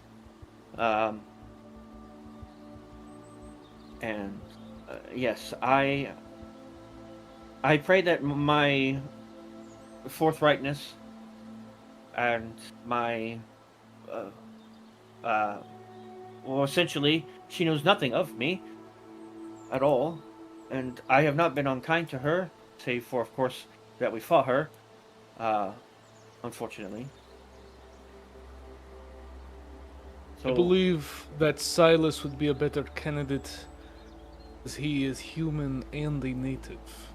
She is an inquisitor in these lands and is used to working alongside humans. She might view them as less offensive than the Waste Warriors, but also he would benefit from the natural superiority complex of most Drow. She would underestimate him in any negotiation. That is an advantage. That is if, of course, she does underestimate him. She might not. Why don't Silas and I do it together then? She will see my sincerity and my genuine plea, and in all honesty, devoid of any tongue wagging or deception in any capacity. And Silas can speak in the very learned and intelligent way of this land that he so does. And I think us two together will succeed in persuading her. Between the two of us, we'll make a good guard, bad guard. Good guard, bad guard? You should be professional, Silas. If you need teeth, just turn to me. No, we do not wish no teeth. We are going to do this kindly and respectfully. We want her to trust us and to want to help us. We do not wish to display any hostility at all. You do not wish to look weak before a Drow. They are predators, Darax. And to be frank, that is why I want Silas to take the lead. He has some teeth to him. You are still a young blood. And she will prey on it. Dark does not. I have ways of getting answers that don't necessarily involve inflicting pain. Yes. We do this forthrightly. We speak plainly. And we appeal to her good nature. And Wrath just gives you a look of you really don't fucking get it. I vote Darks. Yes? Perhaps we should bring Astorium, simply so he can look intimidating. But we're all going. Like, it's Yeah, not we're all bringing going. it. Who's taking Yeah, the lead? Like, we are he's going. just making It's sure like- we also bring Astorium. Yeah, it's just Yeah, that's a good idea. Bring Ashtorian. yeah, we are bringing everyone. We just want 2 people to be in front, actually doing the talking, and everyone else just be very quiet and don't be a jerk. Yes, but are we bringing Ashtorian? Of course, we're bringing a story. The conversation's gonna go how the conversations go. She's gonna try and bring up other people, obviously. But Well, that's why you guys stay aback and away. Just be there, but you're not. causing if trouble. the drow says, "Hey, dumb mutt, Ro, what's your story?" Ro's gonna have to answer. Yeah.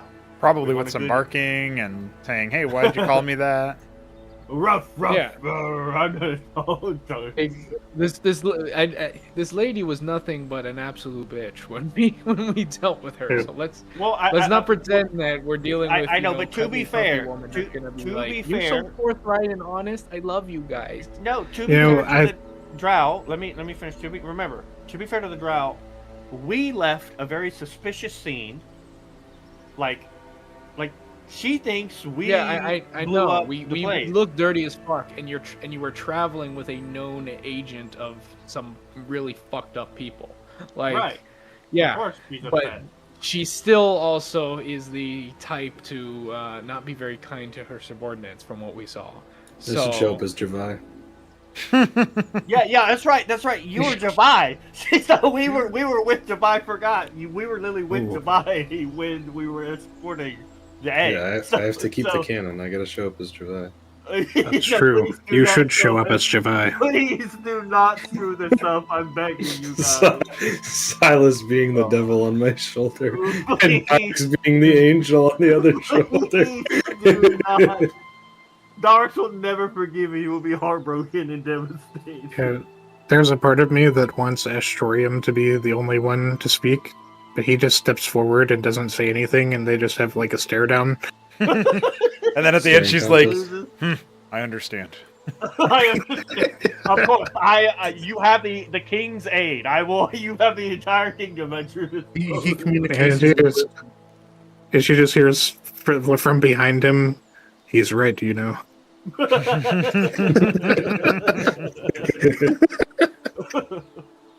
Oh, Astorium. Oh, She's gonna bring like a super trusted advisor, and like her and Ashtorian are just gonna be having a staring contest. In the middle of it, the advisor is just gonna start nodding and then whispering into the girl's ear, and then she's gonna be like, Yes, I see. "We've come to an agreement." Stroking his beard thoughtfully. Yes, very wise. Well, as we're all in the midst of recapping from all that role playing, I think it's a good time to take your positions around the Northern Arch and use the bathroom if you gotta, because I know I do. Yep, I'm gonna get something sweet to eat. All right, so I'm going first. I'm gonna get something savory to eat. All right. Oh shit! Norath was I gonna wish- brief you on, like, if she asks you about why the fuck you were traveling with me, give X and Y reason. Quick, everyone I wish- form into rocket ship formation.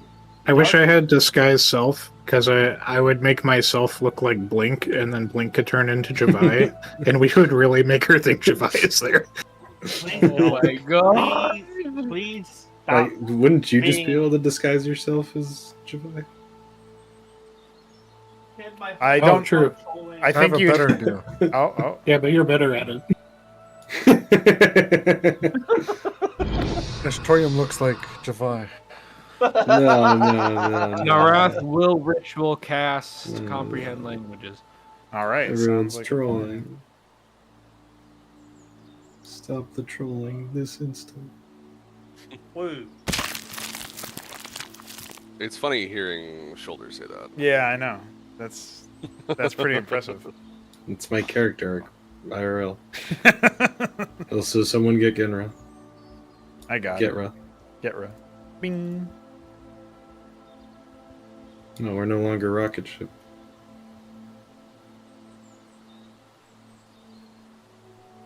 Yeah, Genra can be like the pod that detaches from the rocket ship to shed weight.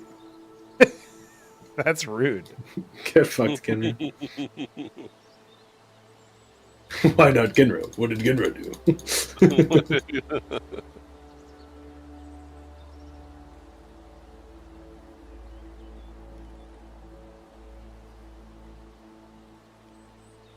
I do think Ro should be the one speaking. Ro didn't do anything wrong.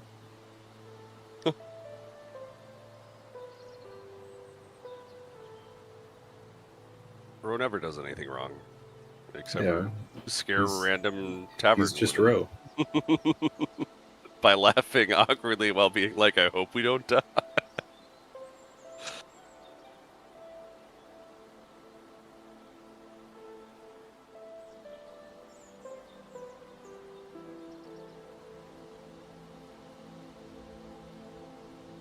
He just wants to stop Satan. Very noble goal.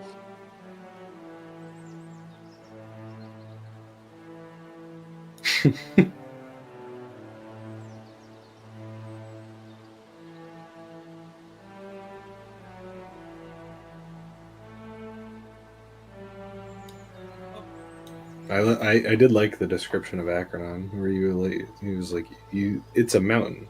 Actually, it's Satan. Yeah. And then Ro just doesn't even react to the fact that it's a giant mountain. He's just like, I'm gonna fucking murder you. I don't even care. That's base. That's what you Yeah. should do. I really was based. Dude, I can't wait till Blink and Ro are running up Akronon's back and stabbing him the whole time. That's right. He's got the axe and he's like dragging it behind him as he runs up.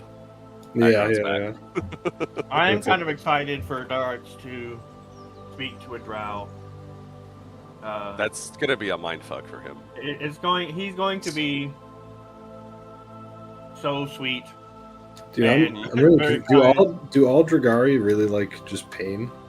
No, I think like that's the stereotype. But if she's like technically a good person, maybe not like as in like good might not be nice. Oh, like she fuck, might be dude. harsh. So I no, maybe remember she's she- not I don't yeah, think she's good. I think she's just No. working for a different evil. guys, I should be talking to her. She likes pain, and I shot her in the face. She's probably No. in love with me. No, I don't think she. I don't think she is like that. No, she definitely is. She's definitely like a sadistic, masochistic, evil. We really don't know anything about her other than that one scene, so like we're just making assumptions. Yeah. There were 2 scenes. Hmm. I do enjoy Oh, the yeah, bit you that I have actually had 2 interactions. Blink has had 2 interactions with her. One was lying to her face about who he was, and the other was shooting her in the fucking head. Yeah. Before she teleported away. Just act like you worship Leviatar. It'll go great. I don't know who Don't know who that that is, and I definitely Blink definitely doesn't know who that is. That's the lawful evil deity of torture and pain. Oh yeah, from D&D. Well, Oh. we don't do that here. Yeah. Yeah, Don't talk about Wrath like that. I don't think Pro Lily has BDSML like D&D, which is good because that's cringe and very annoying. And so, yeah, I mean, Cringe she and might annoying. be just like really harsh. Don't talk about Wrath like that. We really have no idea. Yeah, I So- mean, realistically, we have no idea who she is or why she's doing what she's doing. We just Yeah. know that she sent like a shitload of men to come take the egg from us. All right, guys, hear me out. Blink talks to her, but as her. She can't be mad at herself. She'll probably just like shoot you with a bolt to the face or something for doing that. That's assuming we're both in the same realm. True. If that scene ever did happen, which it wouldn't, I like to think that Blink would arrive as her, like the form when they first met, and then when he saw her new form, he would like try and subtly add the scar in like a super uncanny way that would just be like super like unnerving. Just like, oh shit, I forgot that was gonna scar.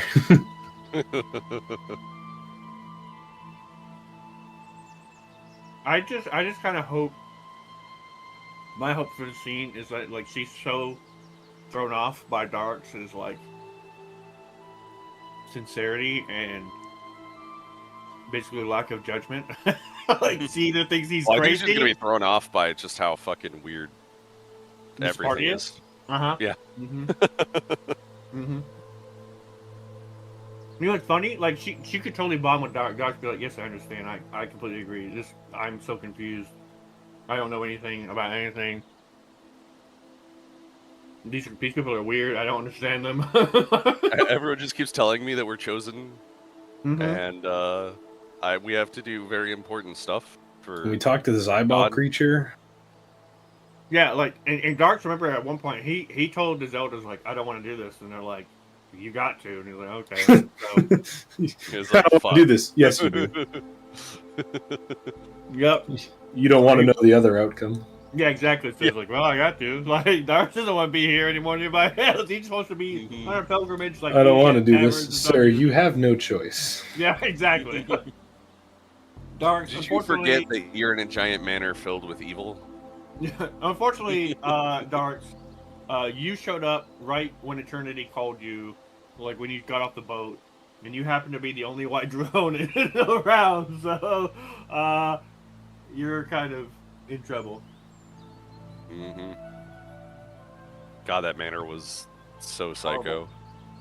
Funny enough, like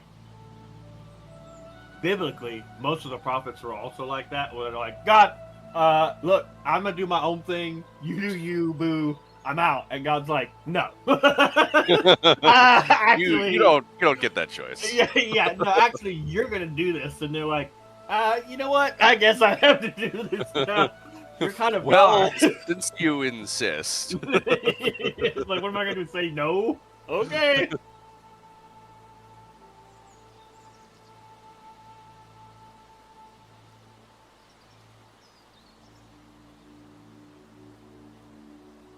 Dude, could you imagine? Could you imagine like Darts and like a drow? Like, nah, you think an orc? You think an orc woman in Darts is a mind? I feel like Narath is more of the one who would date a drow. No, he wouldn't. No. Absolutely not. No, I don't think he would. Narath is just a broken man. Like, doesn't mean he's gonna go for fucking goth dummy mommy. Well, hopefully in the setting they're not actually weird dummy BDSM people. He's more like the drunk who's given up on love and is just wanting to die. Yeah. Yeah. What if it's a drow who's actually trying to be good? And he would think he's unworthy. Dude, if the Drogari ends up being a good and not cringe person, maybe Blink and the Drogari become best buds. That'd be cool. That would Blink be cool. would go for the Drogari crazy chick. Blink would. But he's also like 10, so he won't. I don't think. Yeah, that would be like cringe. You know, remember, Blink is actually like really young. He's like, he looks older, but he's young. Yeah, I think it's like 14 or 15, right? Yeah, all he's his pretty characters young. are like 13. Yeah. Yeah, but one's a bird. Yeah, it's all explainable. Yeah, well, he's a bird. This guy is a changeling. So. Changeling's also age fed. Yes. Well, changelings can also pretend to be older than they are. Yeah, can you imagine? Can you imagine we live in a world like we're bouncers? Like, how do you check? How do you, like, are you a I need to changeling? check if you transform. I need to see your ID. Yeah. Here it is. He shows the wrong one. It's one of his other personas. He opens his wallet and it's just 100 ID. Which one do you want? Hey, which one? I can be any of them. How old are you? I'm 12. Nope. Yep. Shoot. Your ID says that you're 21? Oh, I'm sorry. I got the numbers backwards. The old joke that every race has to have a different legal drinking age to stay on their ID. And now all of a sudden, something as simple as, are you fucking 21? Is every worker has to memorize like 300 different races. Open a book to find when the ID says it would be okay. Like, yep, you can't have this. Dwarves. The legal age is 50. Imagine if every race had a different legal age for drinking, for owning a firearm, for joining the military, for getting married. And then everyone complains. They're like, "Why does the null get to drink when he's 12?" Yeah, exactly. It's not fair. It's not fair. Administrative nightmare. Yeah. Well, the null also gets to go to war and die at 12. So, you know, that's Mhm. why. That's why. They also only get to live to be 60, so you know. Yeah. It's not fair. He's still in elementary school and drinking alcohol. Well, imagine like the Aronasks that will technically never die of old age. What do you do with that at the Alright, bar? but if the Aeronasts were ever incorporated into a proper kingdom, I'm pretty sure they would just be bred in vats and used as soldiers. Well, no, because then you'd have to feed them all. Yeah, the thing with like races that live a long time is obviously if they breed like humans do, then there's just way too many of them because they don't die.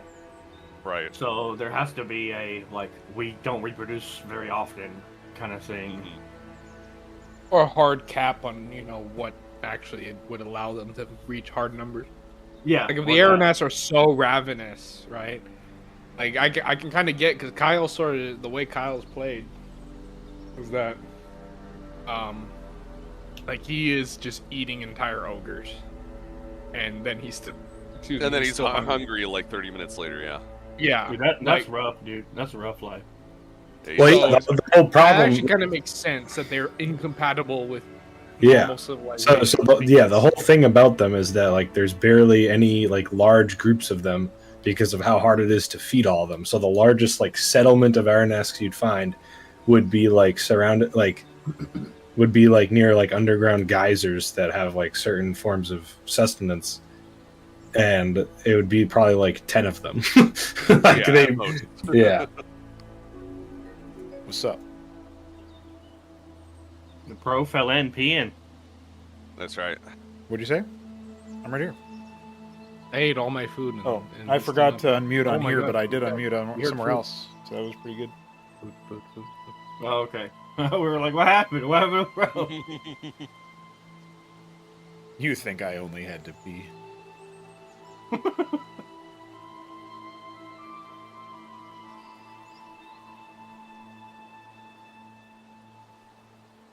We were having very important conversation. Yeah, Like what? This is true.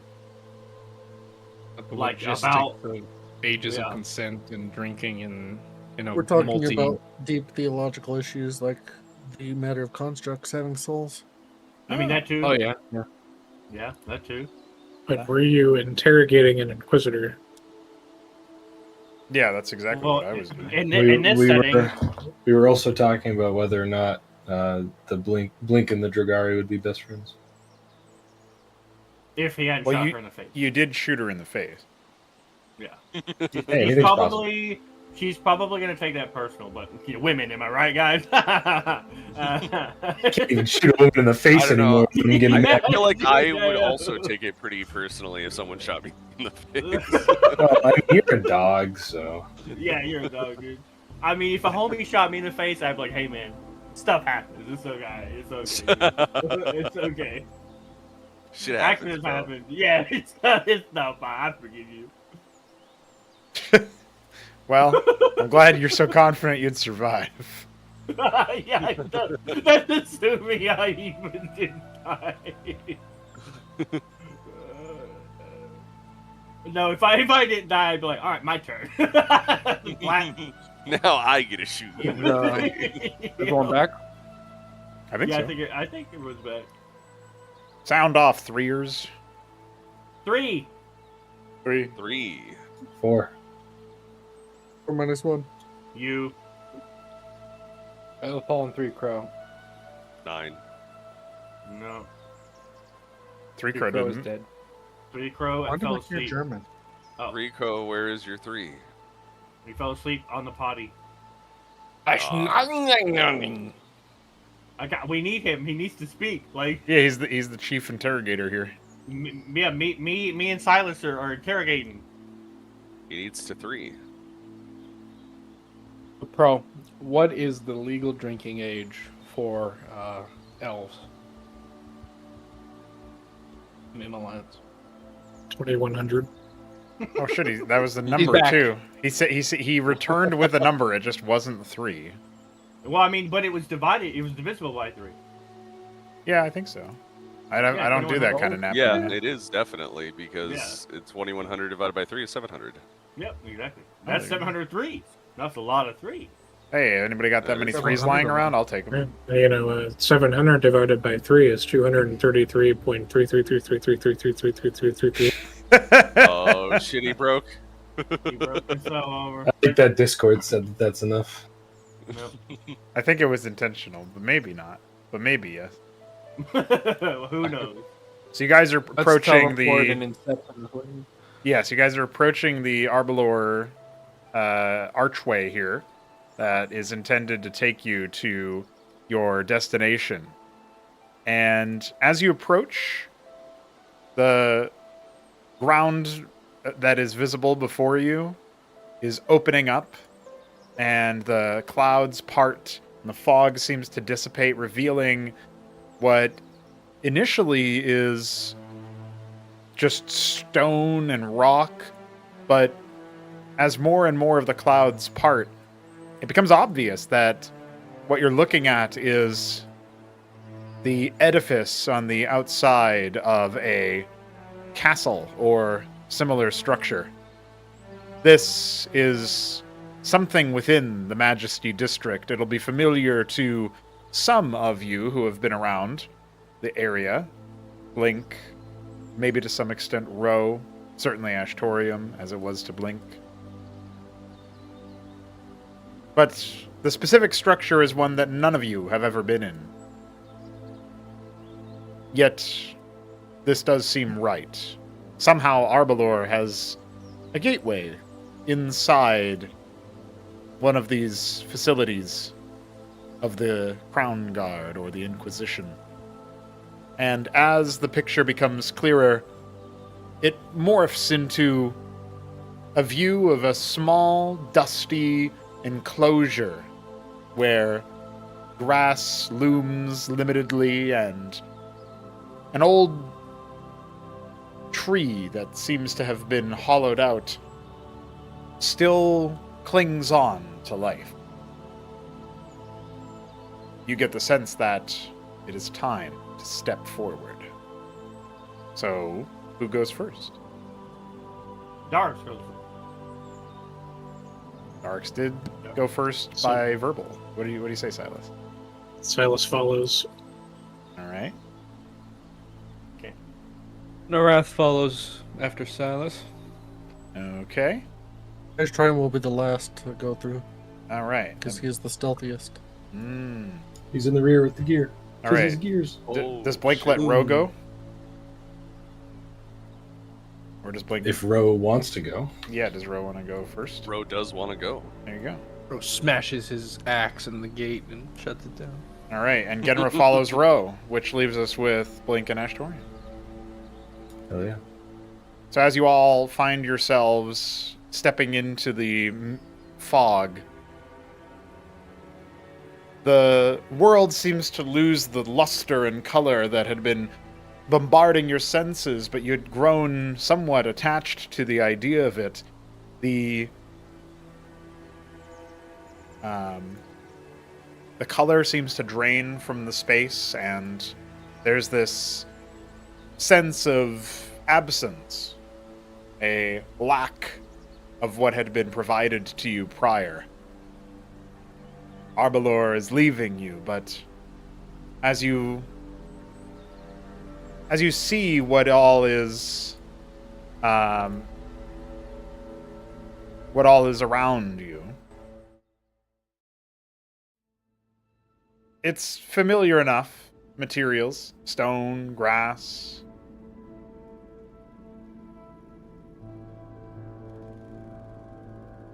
And the glowing gateway of Arbalor starts to come undone.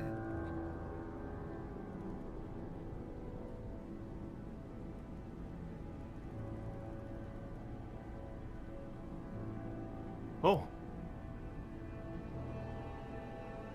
It seems it will lie dormant until you are ready.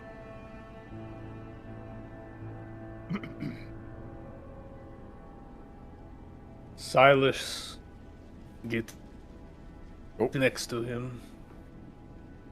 You cut out in the middle of that. What did you say? He said get next to me. Get next to Yeah.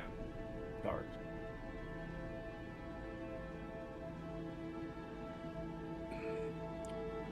The topic of my reason for being among you. Tell the truth that you did not know my allegiance. Oh, I did not intend to tell any deceit.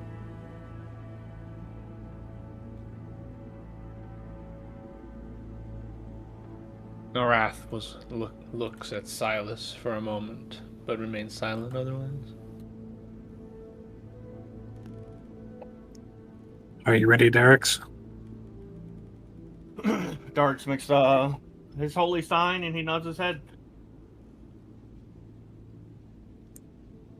Then it's time. Let us find the truth.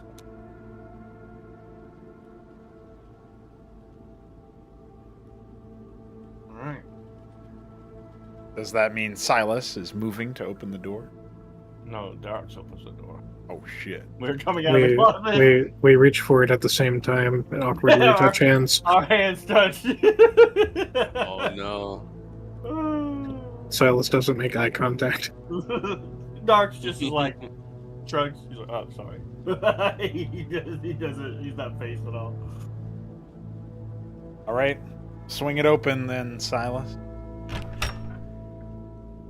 You behold Dead sight of conflict, very recent, blood that has not yet dried, drips from an apparent greeting chamber station that this guard once had set foot in and operated in. Yet he has been disposed of, and his blood now drains towards the far side of the room. There's an eerie stillness about the place, as if shadows had recently moved through it, yet light still bathes the room. Oh dear. Nothing can ever be easy, can it?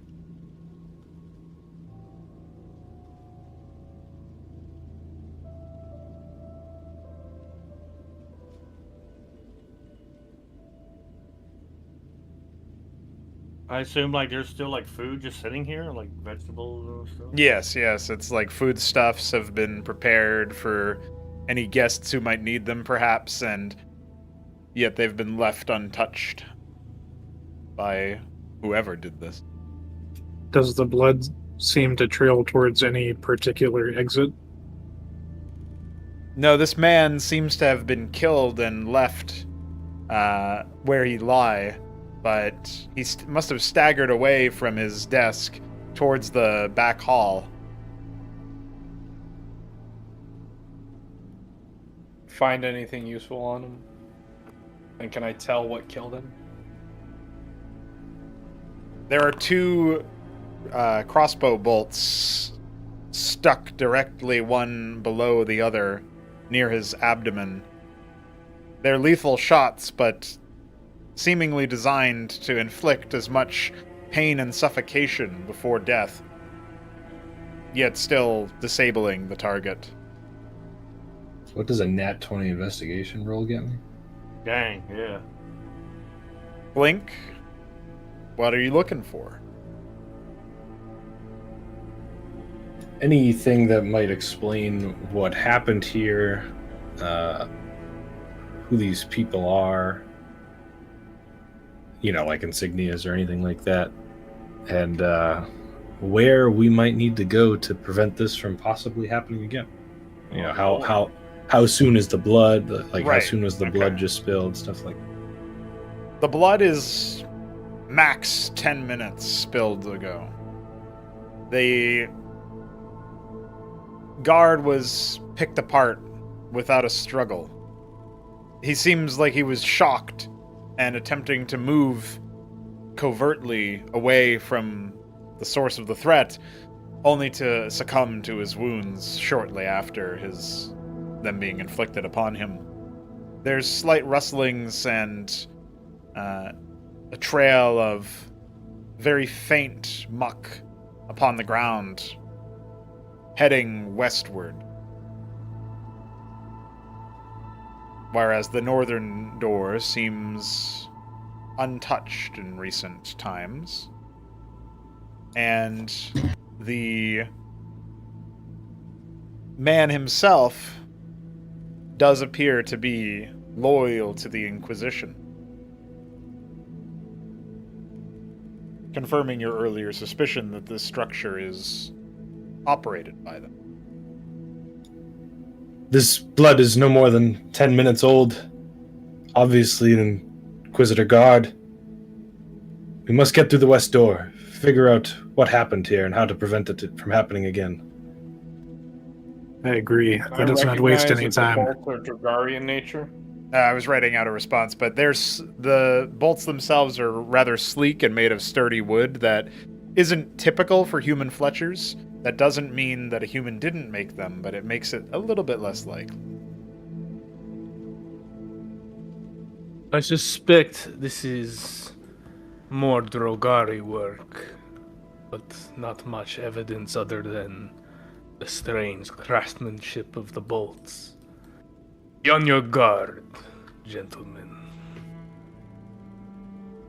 No need to say that. I was as soon as I saw a dead man in the corner. Ready, Silas? Silas nods. You open up into a thin hallway. It's suffocatingly small. Another door looms on the other side, and you swear you hear steel being drawn. Narath! Roll, take point. Silas, stay behind now. This is a war zone. Do you want me up front? Yeah, Let's get through the door. Makes sense. Going through. Oh. Guys, it's through the door, you goobers. Okay, sorry. Ready? Can I open that door, DM? Oh yeah, Narath didn't help by charging up forward instead of towards the door. I was blocking that entrance. No, He was you're a being goober. tactical, dude. I get it I now. was literally getting in the way. Alright. We open the door. You fall upon a surprising scene. In the process of opening the door, you see 4 Drogari, no, make it 5. Maressa herself stands shoulder to shoulder with a spectral skeletal force that seems to be attempting to defend her. A man lies dead against the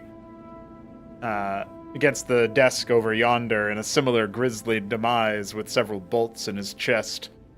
And all of the Drogari seem dead set on the Inquisitor's head, leaving with them. Right. Boys, Let's go. Let's do it. touch their balls.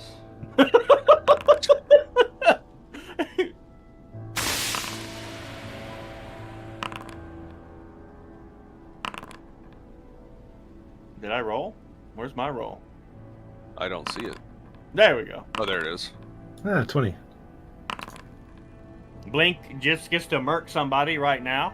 I get advantage, right? Yes. On those. I should thought you roll already just in would have case. had it, but like as part of your... I thought I gave you that special trait. I figured Oh. we'd all have it. Like when, like I'm sure they would be surprised. No, that's what I was They're asking, mid-combat, is that so you don't I get get any- it. They're I get already, advantage. battle ready or whatever. It doesn't let me roll it as that. don't know Yeah, how I to just do ticked that. a box in your character sheet. I probably just didn't save it. So next time you roll for advantage, it should auto do It it. is very good that most No, of us. I don't even get the option. Like I click to roll my No, initiative yeah. button. But there's a special trait in your character sheet called advantage on initiative, and I ticked it last session, but I didn't hit the save button at the bottom. So now I did. So it'll automatically. It should roll do it advantage? automatically next time you Okay, roll advantage. I see. Next time you roll initiative. All right. It is good that most of us rolled in the order of like the tanky characters in front because that's what we wanted to do anyway. So good job. Mm-hmm. Yeah, besides Genrin. Yeah. That's okay. She'll be in a good position when we inevitably get attacked by reinforcements coming from the back. Yes, correct. Absolutely.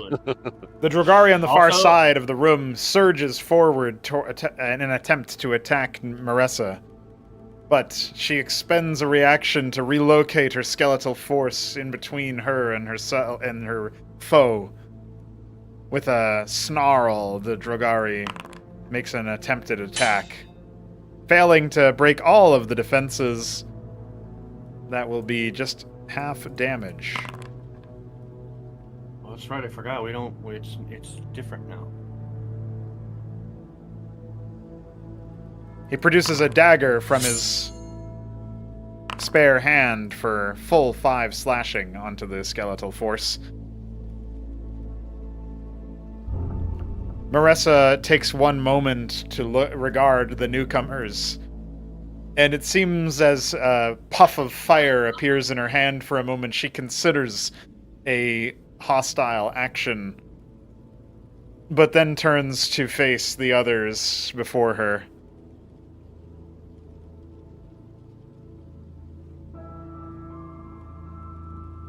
All right, Blink. Don't shoot her in the face this time. That's right. Otherwise, she'll fireball us, and it'll be real bad. Yeah, we don't want to get fireballs, dude. Yeah, if you get fireballed, I'll kill you. IRL. I will literally kill you IRL. Joke's on you. You don't know where I live. Marissa casts Hold Person on the first Drogari nearest to her, and then takes a few steps backwards, putting a little bit more distance between her and her would-be assailants. Blink, it's your turn. He instantly kills the guy in front. Yeah, so is the guy in front of us facing us or no? He Hasn't had the chance yet. He whirled around when you came in, snarled, and then turned back to face Marissa. What an idiot.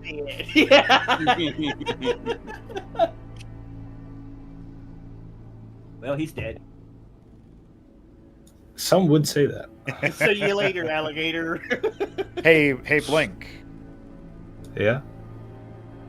As you set your sights on this man, presumably, this Yeah. faint, pulsing blue field seems to be exuding from him. That's good. What the hell does that mean? Listen, just roll high enough. Yeah. Just roll high enough and just punches his shield. Oh wait, maybe it's like a shoot back thing, and then you're gonna splash all of us. Let's see. Let's roll the dice, baby. That would be really horrific. What the hell, guys? Move first, then attack. He's probably an adherent or something. See, well, if it sends it back just in a line, it would hit row first, and then it's not my fault. You don't want to hit her out. It's fine. Please God. Make your First choice. into Make your him. choice. No, but think about it. If it hits row first, he gets a Cinda. Oh my God.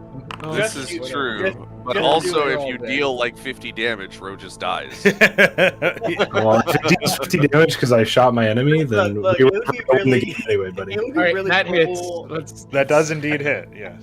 It would be really cool the DM to be like, all right, they're playing tactically. They're putting their tanks in first. I now kill them all. I deal Alright, 20 that's damage. 20 fucking damage. Wait, all wait, right. I'm a goober. I don't have to roll to hit anymore. No, No, that's you do right. roll to hit to One see of if them is gonna be you a fucking You'll roll. have beat to- the AC, damage, right? yeah. Beat the AC. Yeah. You're right. Okay. You're right. You did beat the AC, so that's a very powerful whistling bolt. And the Drogari lets out the very start of a snicker as he uses his reaction to switch places with Marissa. Ah. Wow. He's a revocatus. I see. Man, you shoot her in the head again. But she doesn't see it, so it's fine. God, this is You not straight the way I up just wanted to go. dealt 20 damage to the person we're trying to say. well, Oh my hold God. on, because I don't yeah, know. let's wait. I don't actually know if. Oh, yeah, 'cause she might have a reaction mage shield or something. She's also a revocatus, so she switches back. That's right. That would Okay. be so funny. All right. Each other's So reaction. Marissa springs into action as this magic unwittingly starts to relocate her, and seeing the writing on the wall, she erects a magical force field in front of her, casting shield as a reaction, which will make it so that even your 19 does deal half damage.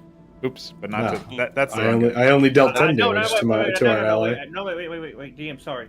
At the end of last session, Yeah. when Three Crow talked about shield, and you're like, because it's a spell slot, it should stop the damage because, like, you're using a spell slot to do it. Yes, that- Marissa is a sorcerer, so it works completely differently for her. Oh, okay, gotcha. But good memory. Good memory. I was trying Luckily, to help he her. didn't just annihilate the hold person con check, because that would have been really bad.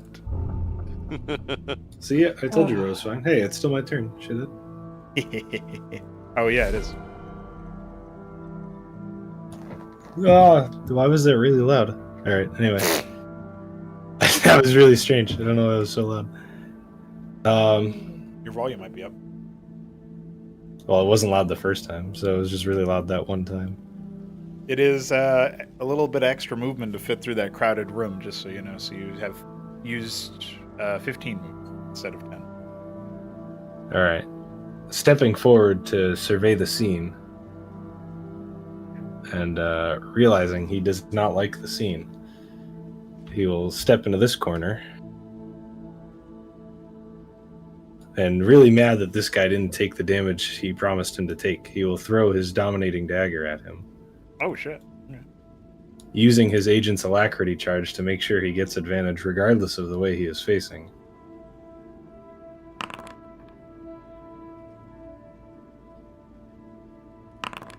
Nat 20. So because I have advantage, I also get sneak attack. So that's a critical hit sneak attack. Yeah. Dude, why does your brother always roll god damage rolls? That's a 29 damage roll. So they got sneak attack damage. Wait, plus the damage from having the dominating dagger. So that's even more damage. Yeah, you just Dude, add You 1d4 made to a it. monster. He just explodes. You He literally made a just fucking explodes in gore like it's a Oh my god. Oh, max damage. That's 33. That's 33. Well, with that one swift flick of the wrist, Blink, you send that dagger like a bolt from God directly at the man's chest. And you are probably very surprised when he's barely clinging on to life, but as the blade streaks through the air and makes an audible sound almost like a thunderclap when it hits him, he looks down at it for a very long time and then like very slowly lifts his head to try to look up at you. And he's just aghast. He's just in shock and awe of how much suffering you were able to cause him. He has no words for it. He's speechless. I can't believe you're still alive. Only barely. Yeah, what level is he that the Revocatus is? I guess he has a constitution bonus. All right. Yeah, listen, that was That's pretty almost close. enough damage to one shot. Yeah. You're welcome. Blink will say aloud to Marissa, saying, "You see, the first time I meant to hit you, but that time I didn't." Stop. Stop. She doesn't know. She doesn't know. She's smart enough to put two and two together. Owie. She just shoots you. That's going to be 9 no. piercing damage from the first Drogari assault. And then, as he life's over. sort of shrinks down in a daring crouch, he actually leaps towards you, Blink, several feet, and releases another shot directed at you. What the heck? My life's over. Well, Oh, I'm barely alive. And that is going to be Well, that's 3 damage from the secondary strike that almost pins you to the wall. And as the Save the Drogari rope. lands, he dusts himself off and gets ready for what's to come. Ro? Dude, it really your sucks turn. how fast you could die in this now. Oh god. Yeah, it does suck that I can deal 33 damage in one turn. Hey, add the 10 that you did. That was almost 53 damage because of your fucking 20 earlier. Oh yeah, my bad.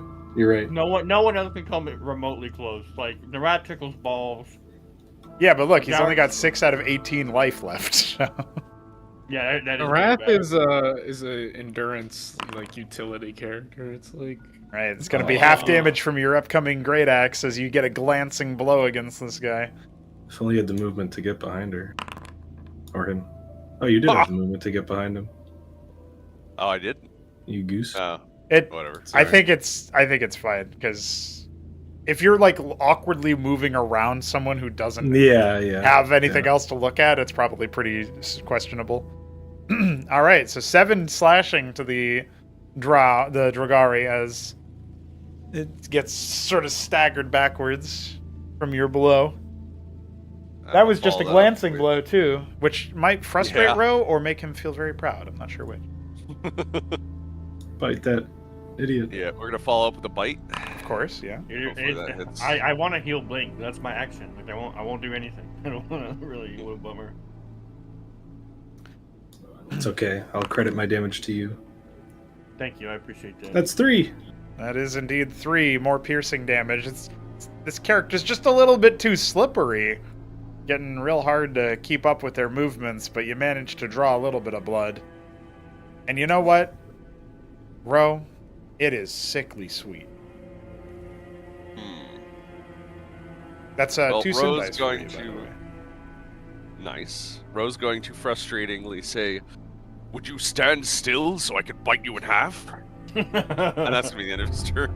Dude, Darex has to heal me and then stand in front of me so that the Dragari I almost annihilated doesn't eliminate me. Well, that depends. If the Dragari in the corner there, like north of the Inquisitor, shoots you, and I'm not standing. He's held person. He's holded person. Yeah, the Dragari, yeah. this But- one is stunned by Marissa right now. All right. Then, Yes. Yeah. I gotta save you. But if Marissa gets hit by Oh, shit. anything, Skeletoni! Dude, Oh, what wait, a wait. loser. The skeleton strikes out at the Drogari with a swift, whirling short sword strike. And then... this is actually a shield bash, I just don't have it actually hit. So, like, I programmed as a shield bash, so that is going to be That's 2. 2 extra damage as the shield comes crashing down on the Drogari. And that leaves Darix, with Silas being the next player character to participate. Dark sees that Blink got 2 arrows in his chest, and he, of course, immediately hurries out. And he takes a position in front of him to protect him from being shot, if that is to come to pass. And he will expend what is the best course of action. How much health do you have? I'm missing. Let's see. I'm missing 12 health. I have 6 currently. 12 health. Is Channel Divinity Godsmith? It doesn't say. Is that? I'm asking So here. the Dragari who's going to shoot me is going to die. By the way, I remembered how my character works. Can I? If I Channel Divinity Godsmith, is that like? You use your reaction, so it's when an ally that you can see hits a creature with a melee attack, you can use your reaction. So you can do that any time. You could have done that for like Ro, for example, I think, because you could have seen him. Oh. It's anytime okay. any ally attacks in melee, and you haven't used your reaction that turn yet. So your reaction Okay, is like that- an attack of opportunity or something like that. It's just another thing you can use your reaction for. Oh man. Okay. Man, I misunderstood. I thought it was an action. Yeah. Okay, that's sick. All right. Cool. Yeah, Too bad. it's basically, if you guys haven't figured it out, reactions are a great way for you to pay attention to combat, even when it isn't your turn, because it can always be kind of your turn, and it will make you pay more attention to stuff. Unfortunately, Genra is so far away. She could. Yeah, that would be If her. Narath doesn't stand there, which I hope he doesn't. Well, it won't matter because that's not actually the path she'd have to take. Oh yeah. well, he's also a willing creature. Yeah. She still has the movement. Yeah, she's fine, even without Okay. Narath. All right. Cool. being Cool. there. Cool. Yeah. Cool. All right. Cool. All right. So I will. You said how much health are you missing? 12. 12. By the way. All right. Well, I think the best thing to do is actually lay on hands. All right. I will lay on hands you. Which is a bonus action in this, even though it says action. Oh, really? Okay. Man, I bamboozled so much. Yeah, I but can't I change probably- the original thing, unfortunately, I don't think. Or maybe I could, actually. I don't have. I'm thinking. Sorry. Give me a second. Give me a second. So I'm here. goodbye. 1, 2, 3. Okay. And I can move up. Origin Drake breathe weapon on the Dragari. Like, shoot diagonally. I feel like you'd hit row. Here. Move here. So there you go. Yeah. Yeah. Alright. So I will target. Boom. I will breathe my breath weapon on him. I have 4 uses, so I feel pretty good about using that. I will now roll. Hey! Max damage, dude. Space. Hell yeah. Alright. See that con save throw. Get fucked. All right. Yeah! You just lace that man up with pure, blinding, searing, holy light. The radiant damage just singeing the skin, finding the Strogari extremely guilty. Alright, now I target Blink. And I lay on hands. And I heal him for 8. Hell yeah. And You're while I'm epic. doing this, I'm looking over the Inquisitor. And we are here to rescue you and to converse. We are your comrades and allies. And I will. So you 8. And then I will stand in front of you. No, don't stand there. No, what? No. You Yeah. told me to stand in front of you. I know, but then I remembered how my character works. You're good. Okay. All right. Well, he will stand adjacent to you, in front of you, like this, with Yes. the shield out. Perfect. You're gonna interrupt the other guy's turn, aren't you? Yeah. All right. It's I been a thought while just since I've killed played this character. Yeah. All right. And now that is a good turn for Mr. Darks. He did not hurt anything, but that's okay because he's our only healer. And apparently, he now is way more important as a healer than he ever was before. That guy is dead. All right, so hold on. You are performing an action? Reaction. Agent's alacrity. Right. Yes. Well, seeing the writing on the wall and very clear as day, the Dragari seems to think as quickly as he can, and that same crackling blue aura appears to cloud your fixture, your judgment for just one moment, and then, expending the last of his psionic energy, the Revocatus switches places with you reactively, and you end up shooting directly into the far side of the wall. Dude, Dark should be able to like. Didn't he already smack use his you. reaction? Yes, he has 2 reactions, because he is high fucking level. I see. Okay, Dude, that makes. who made this busted ass class? Yeah, I That's knew right. this busted ass Three class. Crow. That's alright. Who paid for this busted ass? I like how he's blaming 3 Crow. Oh no, it's you. I thought it was Three Crow. That's so much better. That's so much I thought it was Three Crow. That is- 3 Crow. Why? How could you? That's so funny. I'm sorry. Technically, it was me because I am you. Oh, shit.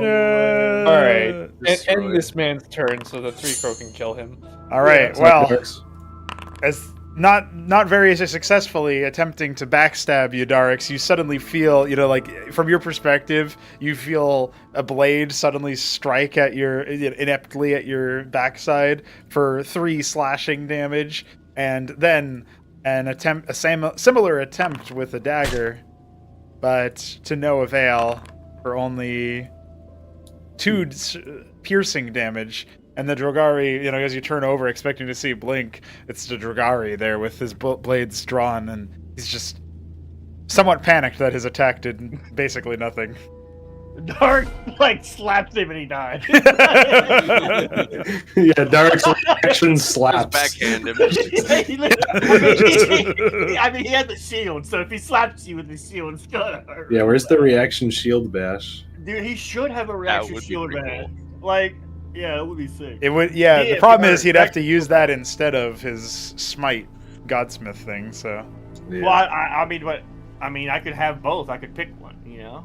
Oh yeah. I'm just saying right now, if we were to homebrew that in as a thing, you would have to use it and then not have your other thing for the. I'm not until gonna lie, next just turn. like it just being like, who is stabbing me, and then turning around and seeing him, and then just plunging your That's- shield into his face to kill him would be kind of epic. But I That would be understand. epic. Like, I imagine him, like, as he turns around, he obviously knows it's not Blake. He just like, ah! Like, his shield sends the guy flying into the wall. Yeah. Well, if you want, you could roll. You could spend your reaction to do 1d8. 1d8 I mean- plus strength. So 1d8 I mean, I plus have 1. a reaction every turn. Yes, so- correct. This Yeah, is why true. not? Why not? It was your Alright. little Some shield of us- bash some of us move. have 2 reactions every turn. I shield bash, so I just roll 1d8. Yeah, just roll 1d8 plus 1 for your strength. Oh! Hey! God. Yeah, you just caved this man's skull in. He's got no more. he's off the planet. you flattened him out like a pancake, dude. It was comical. He Yeah. just goes flying back into the wall, man. You hit him so hard that you just crush him into the wall. Dark is not happy that this stupid teleporting bastard Yes. moved his friend around. He was All right, guys, save me. I'm not a Rivicatus yet. As all of the as the Dragari crumples to the ground helplessly, the others in the room, except for Marissa, just hiss, let out this sickening, vile sound that doesn't seem like a humanoid should be able to make, and you'll hear a very one singular from Marissa. Silas, it is your turn. She's impressed. She's impressed, guys. She's All right. impressed with Dark. How are these other Drugari looking? The one in front of Ro is kind of on his last legs, given the fact that he was lit on fire by Darix and attacked by Ro. The one that is north of Maressa is being hold-personed, and the other one is basically untouched in terms of damage. Yeah, Very he's light already taken a wounds. little bit of damage from the skeleton, right? Yeah. Okay, I'm gonna hold my action. If the Drugari to the north breaks out of the hold person, I'm gonna cast a spell on him. Okay. Sounds like a plan. Arath, it is your turn. Genra and Ashtorium are up next for the hold-personed one. All right. So, if 5 feet.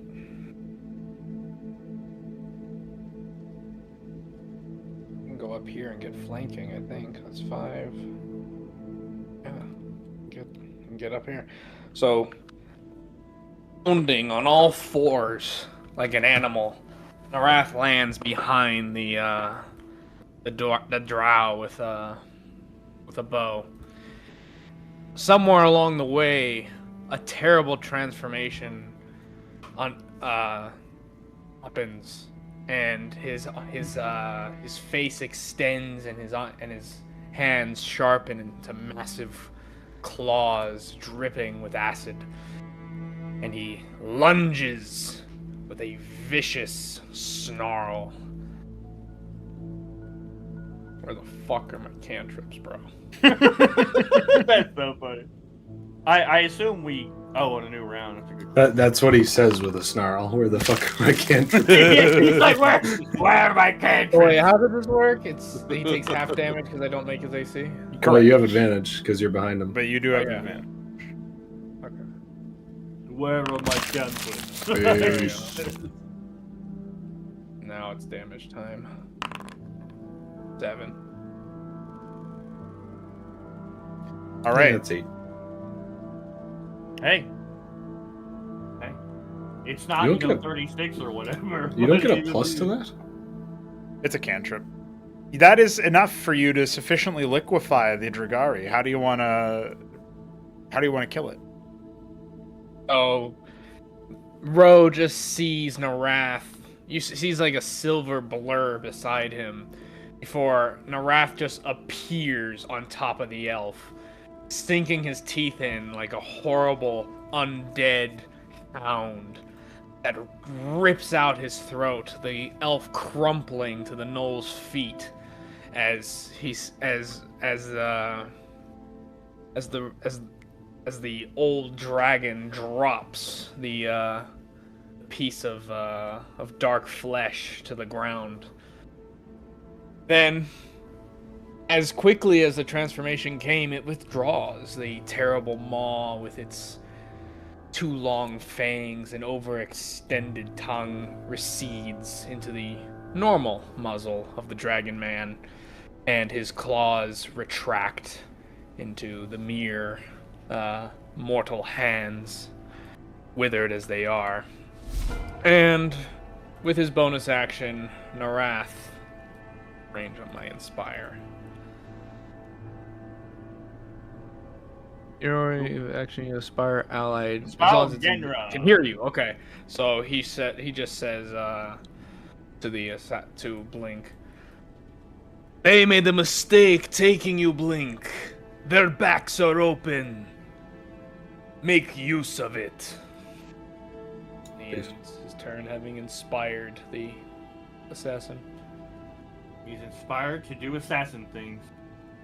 Ginra sort of leaps into the battle with a roar and hurls a battle axe in the direction of the held person. Can you imagine throwing a battle axe? Yes. Whoa! Advantage because held. Yes. I'm going to just count it as an auto hit, to be honest. Oh, you're based. He can't defy. If you pass the AC, then I'm counting it as a crit. But if you fail, then it's just a hit normally. Okay. So, all right, so that's going to be 8 damage to the Drogari before a hand axe quickly follows. Yeah. For 6 damage afterwards, cutting through some of the armor, and another roar of success from Genra. Ashtorium, it is your turn. I can't wait to watch Astorium throw his punches. Yeah. Where's his go-go gadget If he arms? can get in range of anybody, I guess I was muted then. Oh, shit. Well, yeah, well, we didn't hear you that whole time for a while. Ashtorium is going to step of the wind so that he can take dash as a bonus action. Right. Oh wow, yeah, I forgot I could do that. oh yeah, and you get 40 feet of movement base, don't you? Yeah, that is sick. Yes. Holy shit. And I get like double my speed. Yeah, so you have Save 11 the squares of movement that you can still make. So you can basically go anywhere. Oh yeah. You can flank this Drogari over I here. gotta zoom out. Everywhere I can go. Yeah, you can go. You have 55 feet of movement still, so there is a spot to flank that Drogari if you wish. Then start punching. Pummel the shit out of him. Get there, homie. Oh. Punch. Yeah. He's That like was, jumping on their heads without. Yeah, like he's Yeah. Mario or something. Yeah, I That's mean exactly the what jump I distance imagined is in my doubled, head, too. so he's able to jump from one to the other to the other. And then That's sick. a punch. Oh yeah. We knew it was happening, and it was still satisfying. He lands right there and he does like a fucking swan kick or whatever midair, right into the noggin. That's pretty intimidating. That is pretty intimidating. Well, I mean, we're making a good impression for the Inquisitor lady right now. Like, It is. Yeah, that's. She's gonna be in love with the sex bot. Ooh, man! If only he had 1 wisdom, he would have actually beaten the DC. Drogarius remains Disaster. struggling and held. All right, my question is still What's your alive. question? Did we ever rule? Like, I don't know what the official ruling. Do reactions return on the new round or your turn? Is there a rule that was written for this that you can remember, Three Crow? You get your reaction back on your turn. There you go. Okay, I think that's what made sense to me, that, but I that didn't does know if make there- the most yeah. sense. Yeah, I just was curious. All right, Ashtorium, you have a chance to punch this guy because he's moving. It's gonna punch. Oh yeah. Roll the damage. Bag. Three. You bloody him up with that punch, but this one lets his, quickly sheathes his sword and begins an incantation. Don't let him do it. Oh, Oh, thankfully that didn't hurt. not me.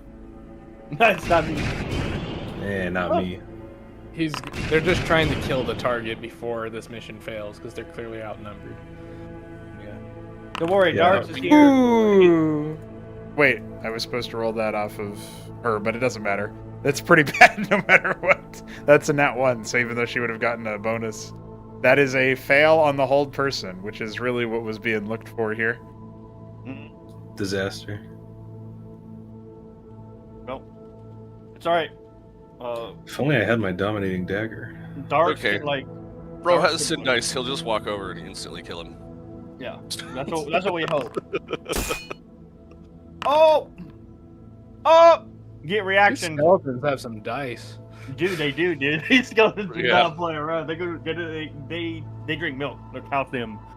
Their bones are strong.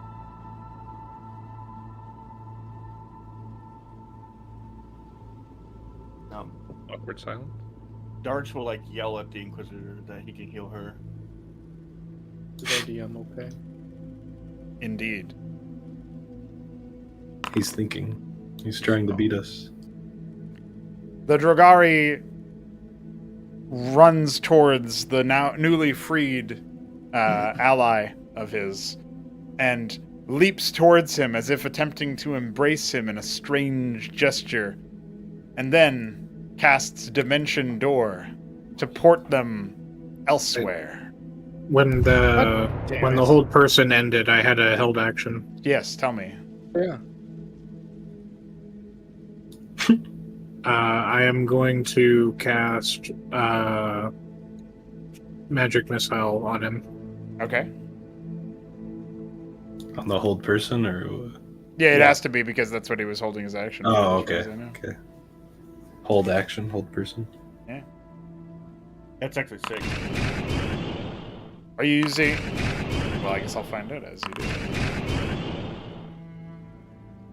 It's a first level, Okay. so it 11 damage. He leaves. Booty blasted. Yes, indeed. All right. So I was just finishing up calculating the damage from the other magic missile that I did. She failed the first check, and I forgot to apply the other damage. All right. So you blast that Drogari pretty damn low, and you see some pain upon his features through the helmet as the Dimension Door ports them away. Has Silas ever seen that spell before? Silas would know that it takes great magical energy to teleport more than one person. So, like, it's and it didn't look like a misty step. He wasn't gesturing towards an area, so he would know that that was a significant expense in terms of magical energy. Ashtorium could do it. How I believe you. roughed up looking is the Inquisitor?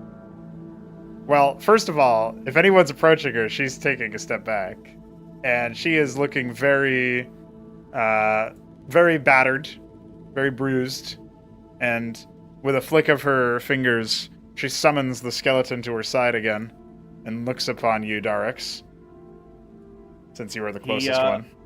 Yeah, he inclines his head respectfully, and he bows to her with his right hand over his chest.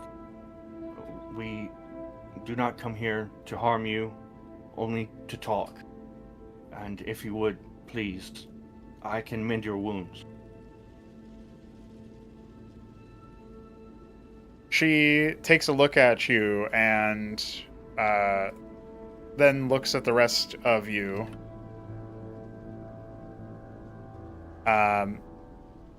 Sort of slowly panning from right to left, wordlessly.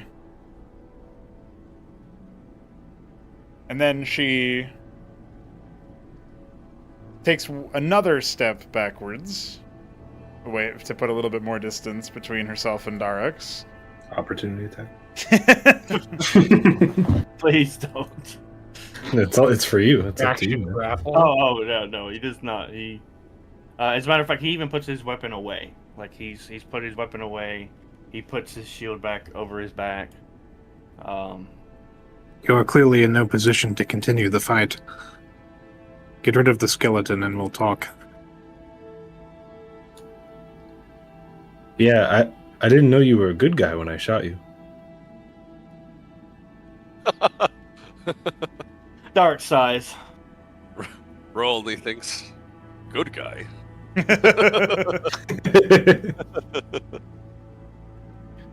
Marissa Thanks, guy. Marissa looks at Silas pointedly and dispels the skeleton with a flick of her fingers again.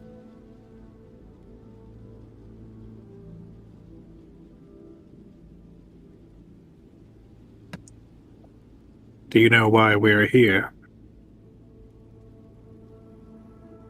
Because you insist on breaking all the laws. Perhaps.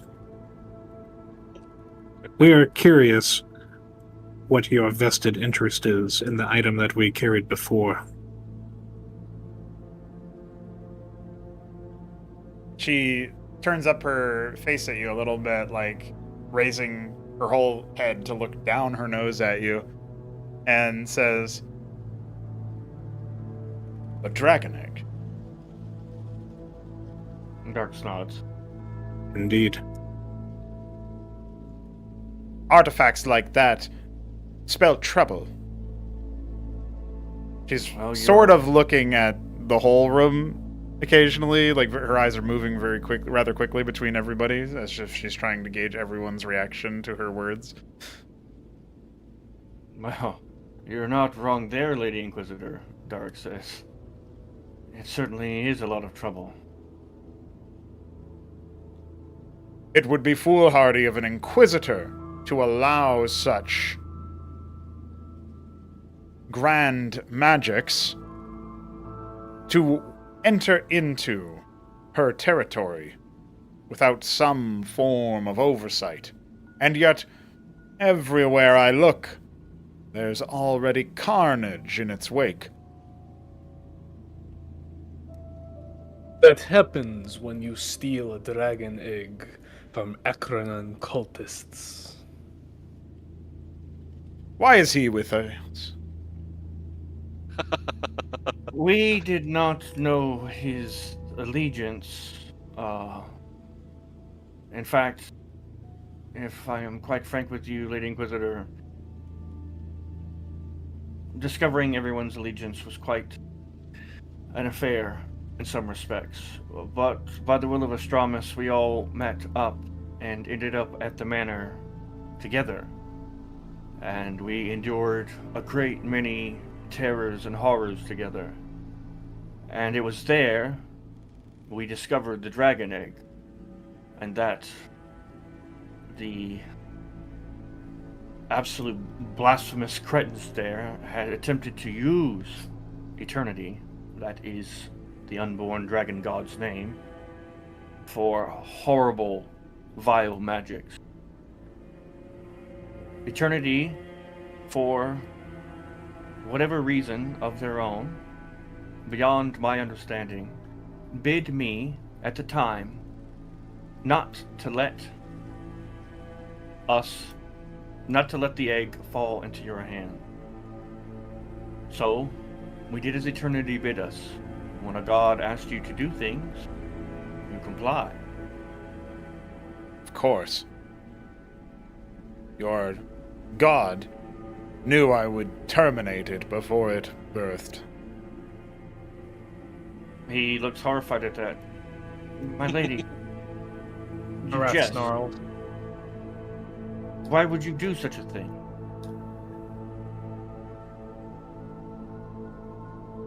She, at first, looks almost confused by the question, and then lets out a sigh.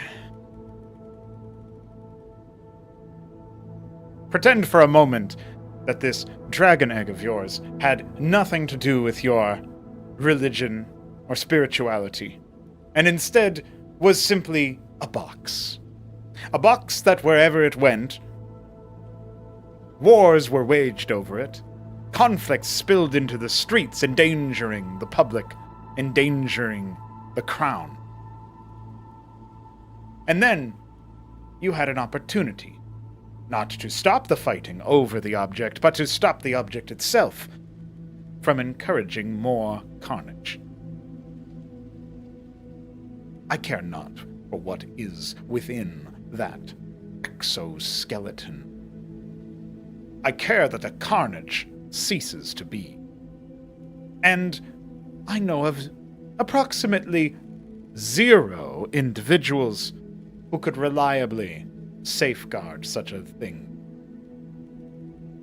Better destroyed than in the wrong hands, summoning Akranon, and for that she gestures wildly with one hand, or any other evil.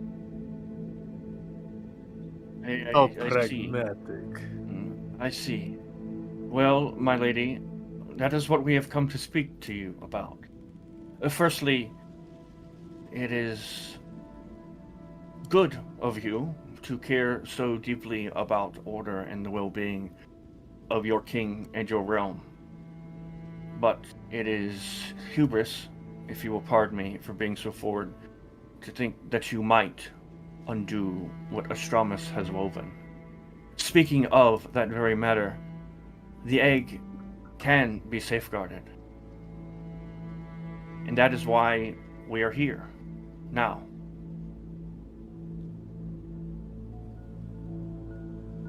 She eyes you suspiciously, as if expecting you to continue. Do you know of the Fae?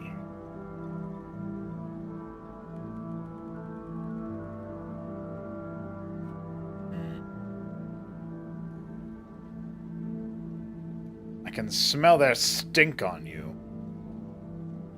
Well, my lady, that is because one of them is my companion. He nods to Blink. His stink has saved me and us many times.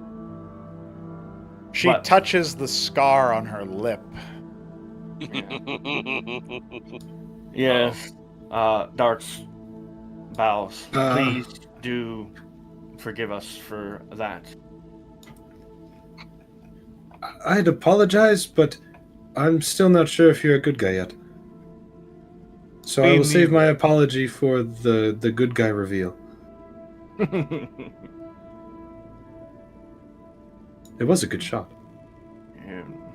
Dark's like kind of like purses his lips and goes like nods slightly. Just a reminder, we are also here to figure out why she's being assassinated by the drow. Ro is Right, no, yeah, Telling her, by the way, the Fae are gonna house the egg and all this other shit, when she could very easily go like, you know what? I might just siege a door myself. Yeah, well, he was about to ask about that. But before, my lady, I divulge any more information, I do ask of you to share with us. Why is it your own kinsmen wish you dead? She spits on the ground. I'd not sooner call them my kin as I would call you my kin. For all I care, they can rot in the tenebril. Yet they come to the surface in service to Akranon. Then they will die. She looks towards you, Ro, and you might sense the very faintest hint of a smirk. Yes, Ro is right. We will kill them all. What we are protecting is far more valuable than any of our lives, and is what they justly deserve for what they have done. Yes, our motivation for killing all the flesh worshippers makes perfect sense.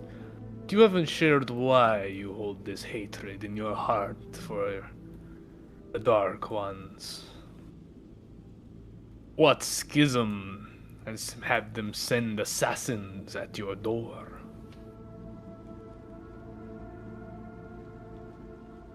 She looks towards you and seems to take a moment to consider this question of yours. And she begins uttering an incantation, or not an incantation, in a language that none will immediately recognize. Norath, can you, or Shambler, can you tell me about your ritual cast there? How long does that last? Comprehend language? 10 minutes? Yeah. The ritual cast takes 10 minutes, but the spell itself lasts an hour. Oh, never mind. An hour. Okay, perfect. Oh, so that's why Shambler laughed at what I said. Correct. And Maressa is speaking to you in Black Speech, which is this ancient language that is used pretty much exclusively by necromancers and was used by the the cult of Farron and all of that, like if they needed to communicate something in the utmost secrecy.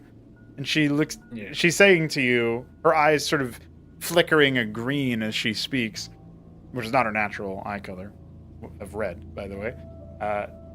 They flicker towards a green color as she speaks in this forgotten language. Why do you hold hatred in your heart for your previous master? It is the same.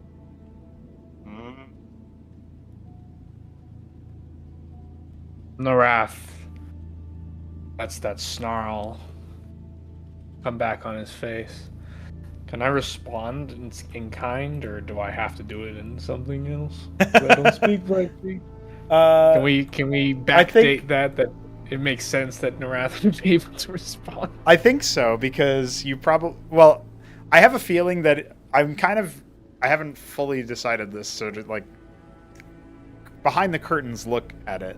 I think the Black Speech language should be, like, a thing that when you say it, when you start speaking in it, it clearly has, like, a magical effect upon the person speaking it, even. Like, it's that forbidden or that, malevolent potentially, or that powerful to even utter it, and that makes me want to make it so that if someone chooses to speak to you in it and you're of sufficient power, then you can respond in kind. But if you're not of sufficient power, it actually hurts them. Like it's pain. So that's my saying is Norath would be able to be of sufficient power to respond. Alright, so he'll respond. So she says essentially that it's the same thing. Right. Also, it's worth pointing out that in order to even utter this language, you got to be capable of sustaining it. So she's like using part of her life force to communicate this to you, which increases it tells you what the gravity of the situation is, but it should also tell you about her level of like actual mastery over magics. And yes, she said that she asked you why you harbor hatred for your master and said it's the same for her. So he will say, and yet I do not think that we serve the same master, nor do I see the slave's collar about your neck.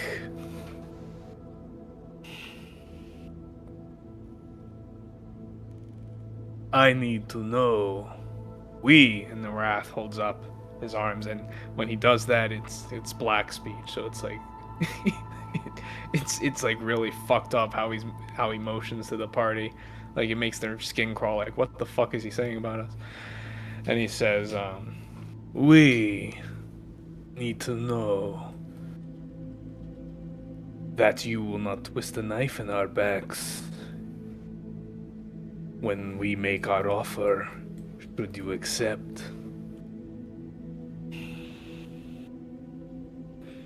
She lets the magic of the moment sort of fall to the ground beneath you. It's like taking off a heavy weighted blanket that threatened to suffocate you. And she looks upon the rest of the party and then back to Narath and says, in common,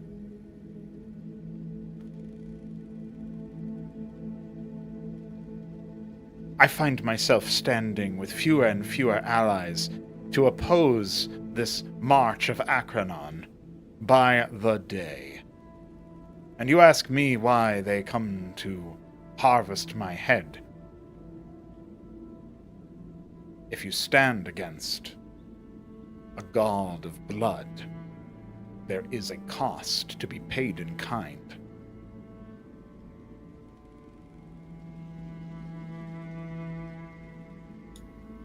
That does make sense. Though truth be told, my distaste for Drogari has certainly outlasted my knowledge of Akranon. But is it not enough to know that it is a long-standing hatred? Must you inquire about every personal detail? She seems just how Narath genuinely, is. like, tired from everything when she says that. And what did you say, Ro? Oh, I just said that's just how Narath is. Yeah.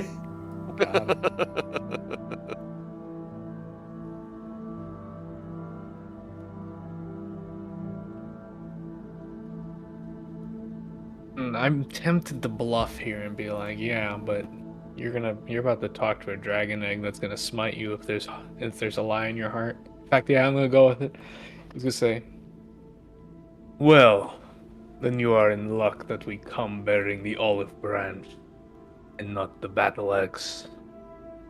You may yet have a reprieve from the assault of the flesh worshippers, should you provide aid in kind to our own new allies. The Fae, Narath motions to Blink, fight their own war, and the dragon spawn, he motions to Parax, have now joined it in kind. And there will be the birth of a god. Oh shit, being attacked. And there will be the birth of a god soon. And what would put an end to this if not dragon fire?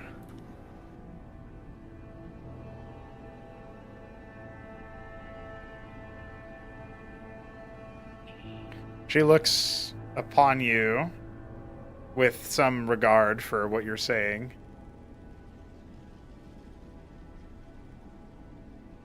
So you mean to tell me that you're actually going to gestate this eternity to completion here in Ascension? Yes. No. No. Oh yes. Well, is it? Would that be in Sindasor? It would. Or is this? We're talking about the sub-realm. Yeah, you're I talking guess- about Arbalor, the Fey realm. Okay. Wrath shakes his head and he says, no. It is not safe here among mortal kind. None of the kingdoms are strong enough. None of the draconic clans. But there are other realms. Realms where spirits, if not of noble purpose, then of benign nature, are willing to harbor it.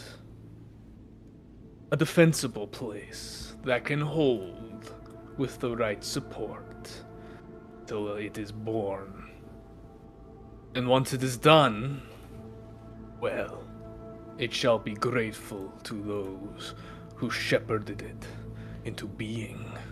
It shall be grateful to the kings and queens and inquisitors that made its new life possible, its destiny possible.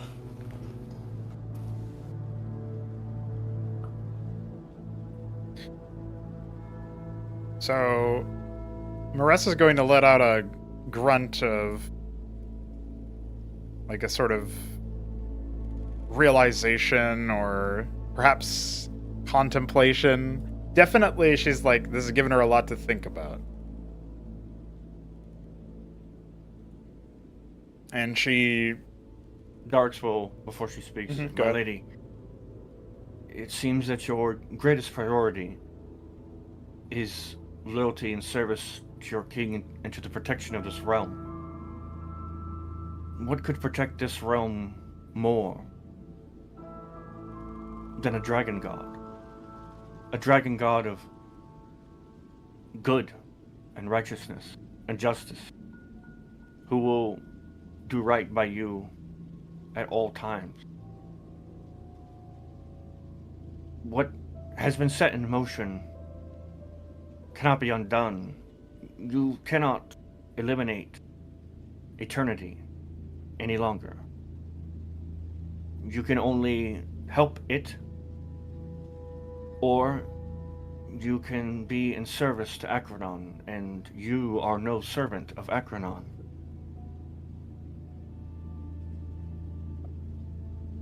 She lets out, her lip starts to curl. She lets out a snarl that might have rivaled Genra's from earlier. And she looks towards she turns her back to the party and takes one step away as she's like sort of expressing an indolence and anger that is, to some degree, is unbecoming of a woman of her office, but she's clearly very displeased with the circumstances. And she hurls out an oath. To the 9 hells with the king and his realm. And she catches her like that. catches her breath and sort of tries to compose herself. And then slowly turns around.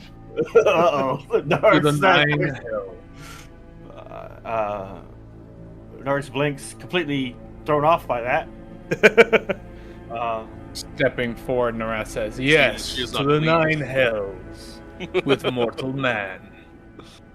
For they are fickle and failing things. Do not place your faith in them any longer, Yutlit Inquisitor. Place your faith in the fire of divinity. Perhaps you will not have to meddle any longer in the matters of kings. As a servant, at the very least. At least as a servant. There is little to serve left. That ailing man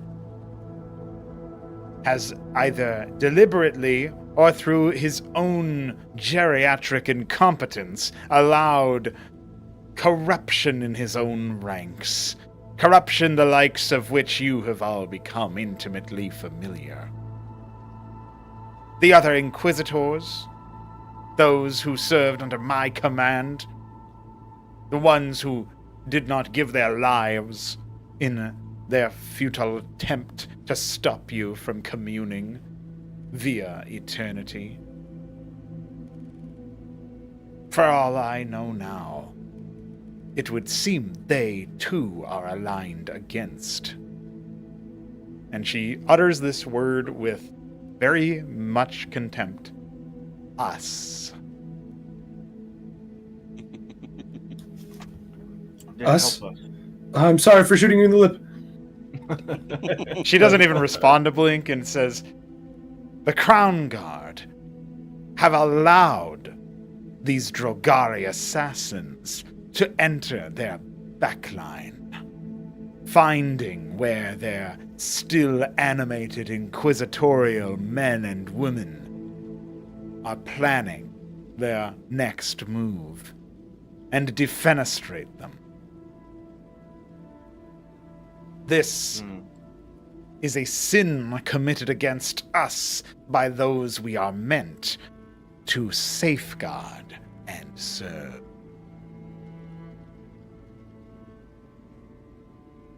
Put simply, I believe the king is now in league with the very evil we are seeking to stop. Is that clear enough? Do you understand Dr. the Rath stakes smiles. now? And then he raises a hand and he points to Blink and he says, "Then it is a good thing we have a ready replacement, isn't it?" And he says that in black speech. So that they can't understand. Yeah, Blink's the king. You just hear Marath point at Blink, and it's a good thing, and then Ondu Nakabanu. Yeah.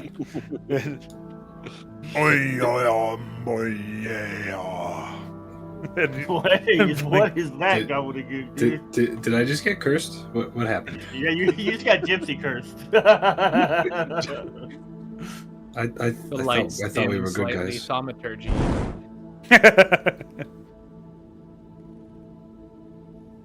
Yes, Silas asked a question.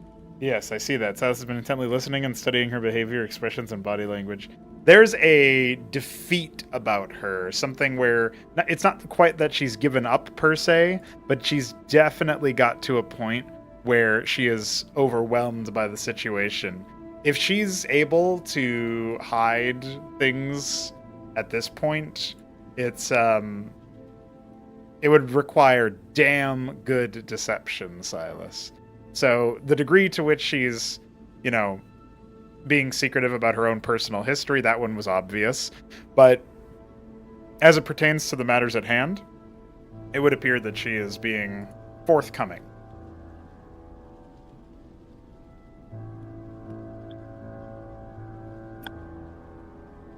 My lady, anyway, will help you. I will help you rid the corruption of this realm. And we can do that best with the aid of eternity. If you feel at all that you have made error in judgment or action, and I am not going to say whether you did or did not. That is a decision that only you can make. But this is the best way to make amends for that.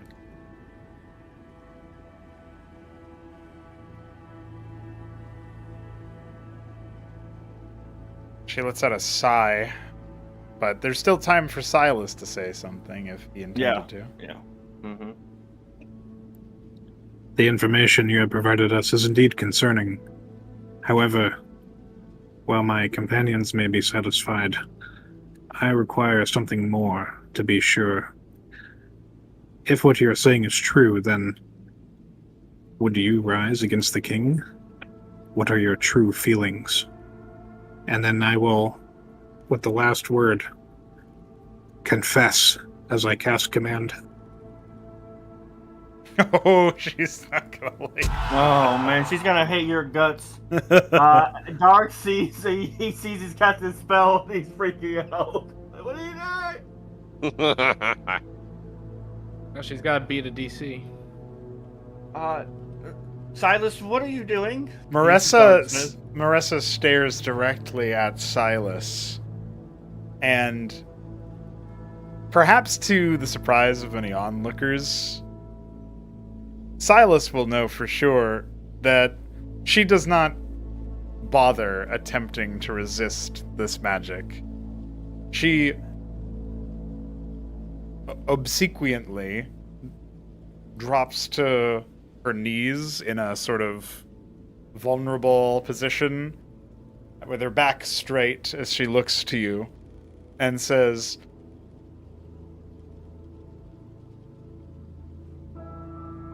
I loathe humans. I find them unworthy of the grace that the land provides. Yet they rule as is just by our laws, so I serve. But when those whom I have attempted to set aside my predispositions and prejudices are the very ones to stab me and my inquisitors in the back, She inhales deeply. It would please me greatly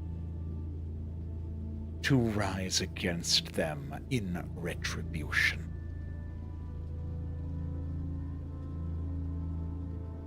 Blink is gonna like step forward almost, like half step forward, and he's gonna be like, I know it's weird coming from me, but, and he'll turn to the party, this doesn't feel very cool to do to someone. Yeah, Darks is. I agree. Very much. Silas will take a step forward as the spell comes to an end, and he will say, Now that I have heard your true feelings, I trust you, and I am sorry for what has happened to you and your kin. And he will offer a hand to help her back to her feet. You're a human. He I'll literally be hates your race. Yeah, she hates you so much. Marissa rises of her own accord, dusts off her vestments, and retrieves the staff that that had seemingly levitated on its own without her admonition, and she turns to regard the rest of the group and says, I suppose it's settled then. You have some place to take me. It is not safe here. Of course. But first, please, you are unwell. Like, he gives her like a pleading look, like, please. Like you're like you look awful. Yeah, she's bleeding, she's roughed up real bad.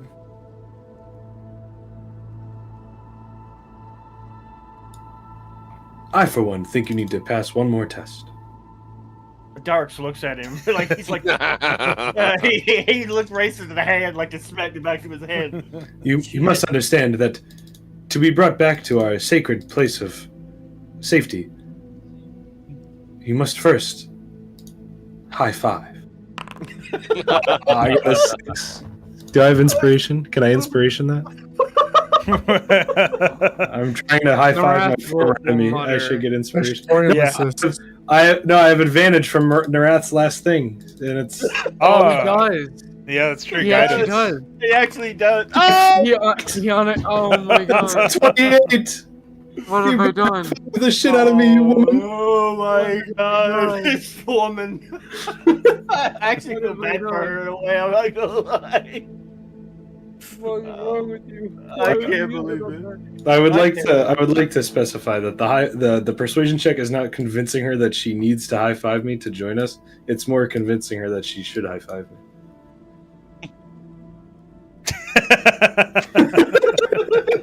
That's 28 for a high five check. That's pretty epic. I mean, that is pretty epic. I mean, isn't like 30 like literal god level? He's so charismatic. Yeah, King Blink. King God Blink. God King Blink.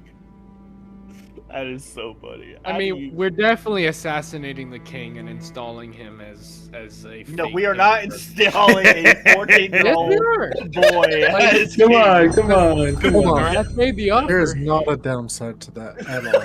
It really isn't. Ashtorian could be my advisor. He's smart.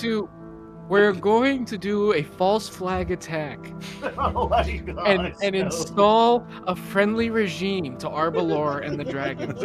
Also, So that we can use its army to fight a forever war against flesh creatures. in Blink's defense, in Blink's defense, Darks, he's 15. What? Yeah, I know. All right, Blink. Yeah, it's fine. To your surprise, perhaps to everybody's surprise, a hand will appear and high five Blink, but it will not be Maressa's hand. It will be a mage hand. There you go. Nice. I'll take that, but I'm not a human. You could have high-fived me. Now then, my lady, please, 4. You turn into Javai right there. You would just slay him on the spot. Darks would slay him on the spot. You just club him. You don't like Yogar, you don't like humans, you don't like regular elves. What the fuck do you want? Doesn't matter. Are you We're- really He's just like, a well, robot I have man? no opinions on the robot. Yeah, exactly. He just exists.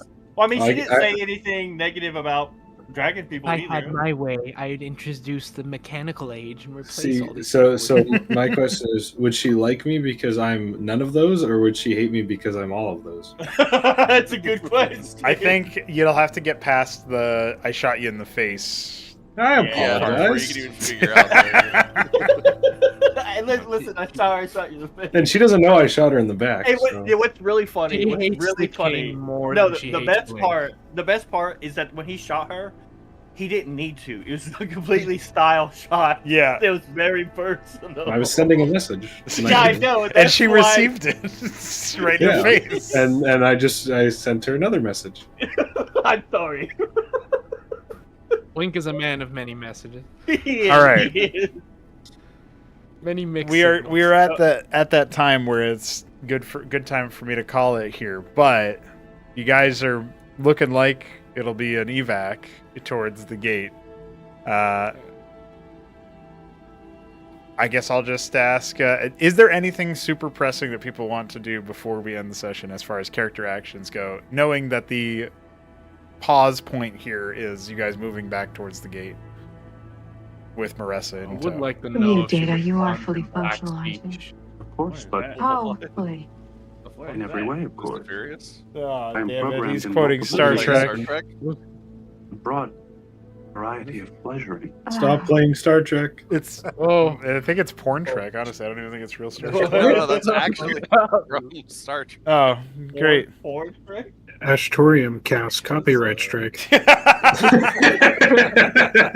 Where the fuck are my cantrips? That's true.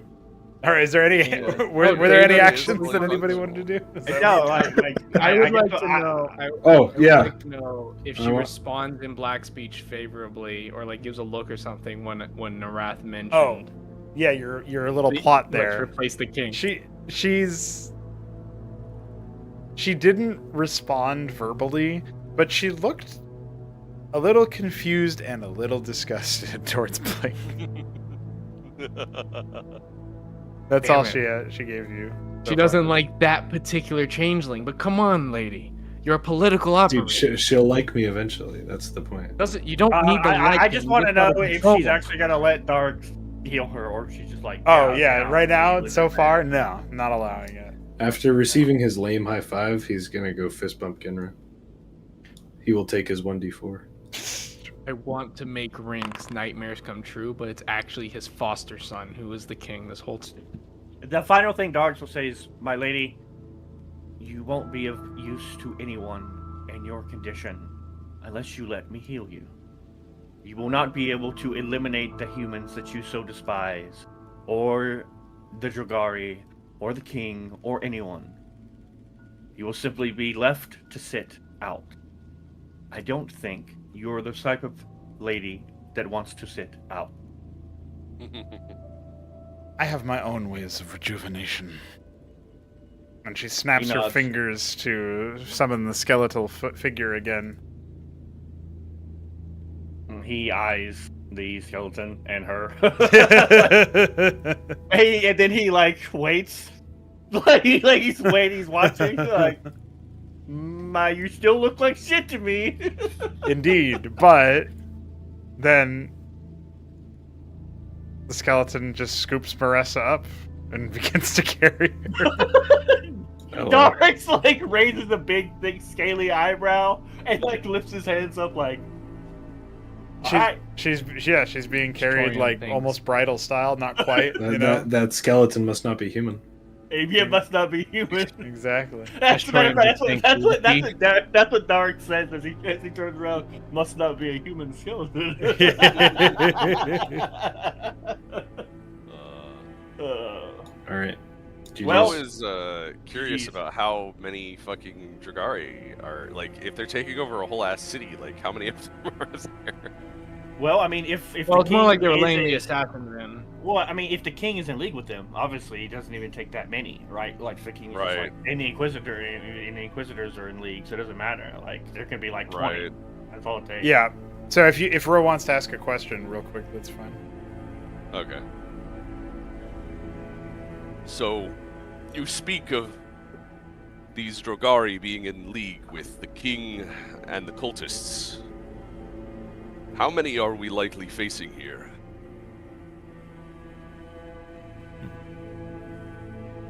As far as I have seen, it's at least a warband. I would expect no fewer than 30. I don't know how many you've already slaughtered, but I've only taken out 10. And then we're We've actually thinking, killed quite a few. We killed the Drider and the other guy. yeah, in So- addition to the few here. Yeah, so we killed like So it's 5. probably like 5, yeah. We killed like 15. We've killed like half already. Yeah. We have slain probably 5 in total if you count the 3 here. Or wait, no. 2, right? We only killed 2 here. You killed 2 here, and then you killed. And then 2 before, right? We should mention the Drider. So 4. And the Drider, yeah. And Yeah. the big the spider. ones in the basement. You killed 3 there. I'm pretty sure. Or 3? Oh. Oh, yeah, we did kill 3. Okay, so yeah. So, So we've killed 5 in total, one of them being Drider. she purses her lips as if to silently offer you a token of respect for such a deed. It does sound then that we've killed, what, around half of these unfortunate interlopers. Let us hope we do not run into the other half all at once. Yes, that would be likely far more than we can handle. Especially if they have the aid of the crown.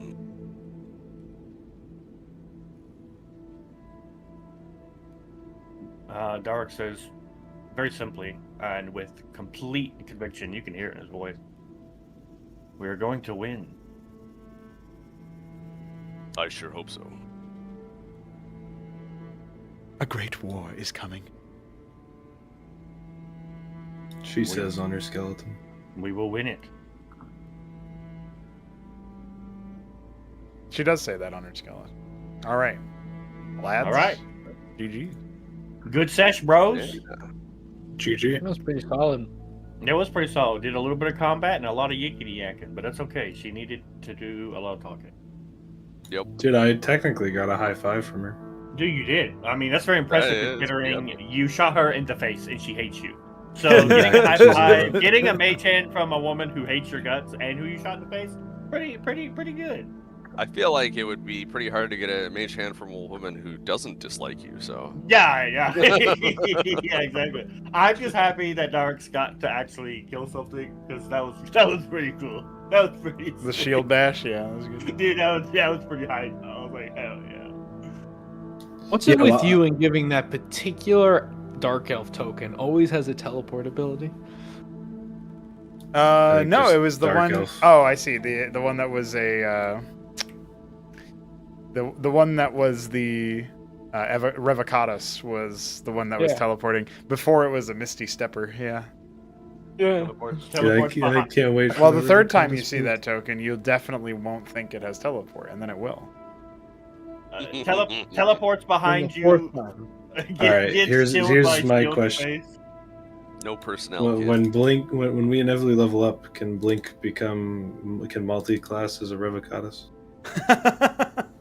Dude, can you imagine how busted Dude, he's gonna that'd be? be so like scary. Like He's gonna you be just so that OP. would actually be terrifying. He's gonna be I- so OP.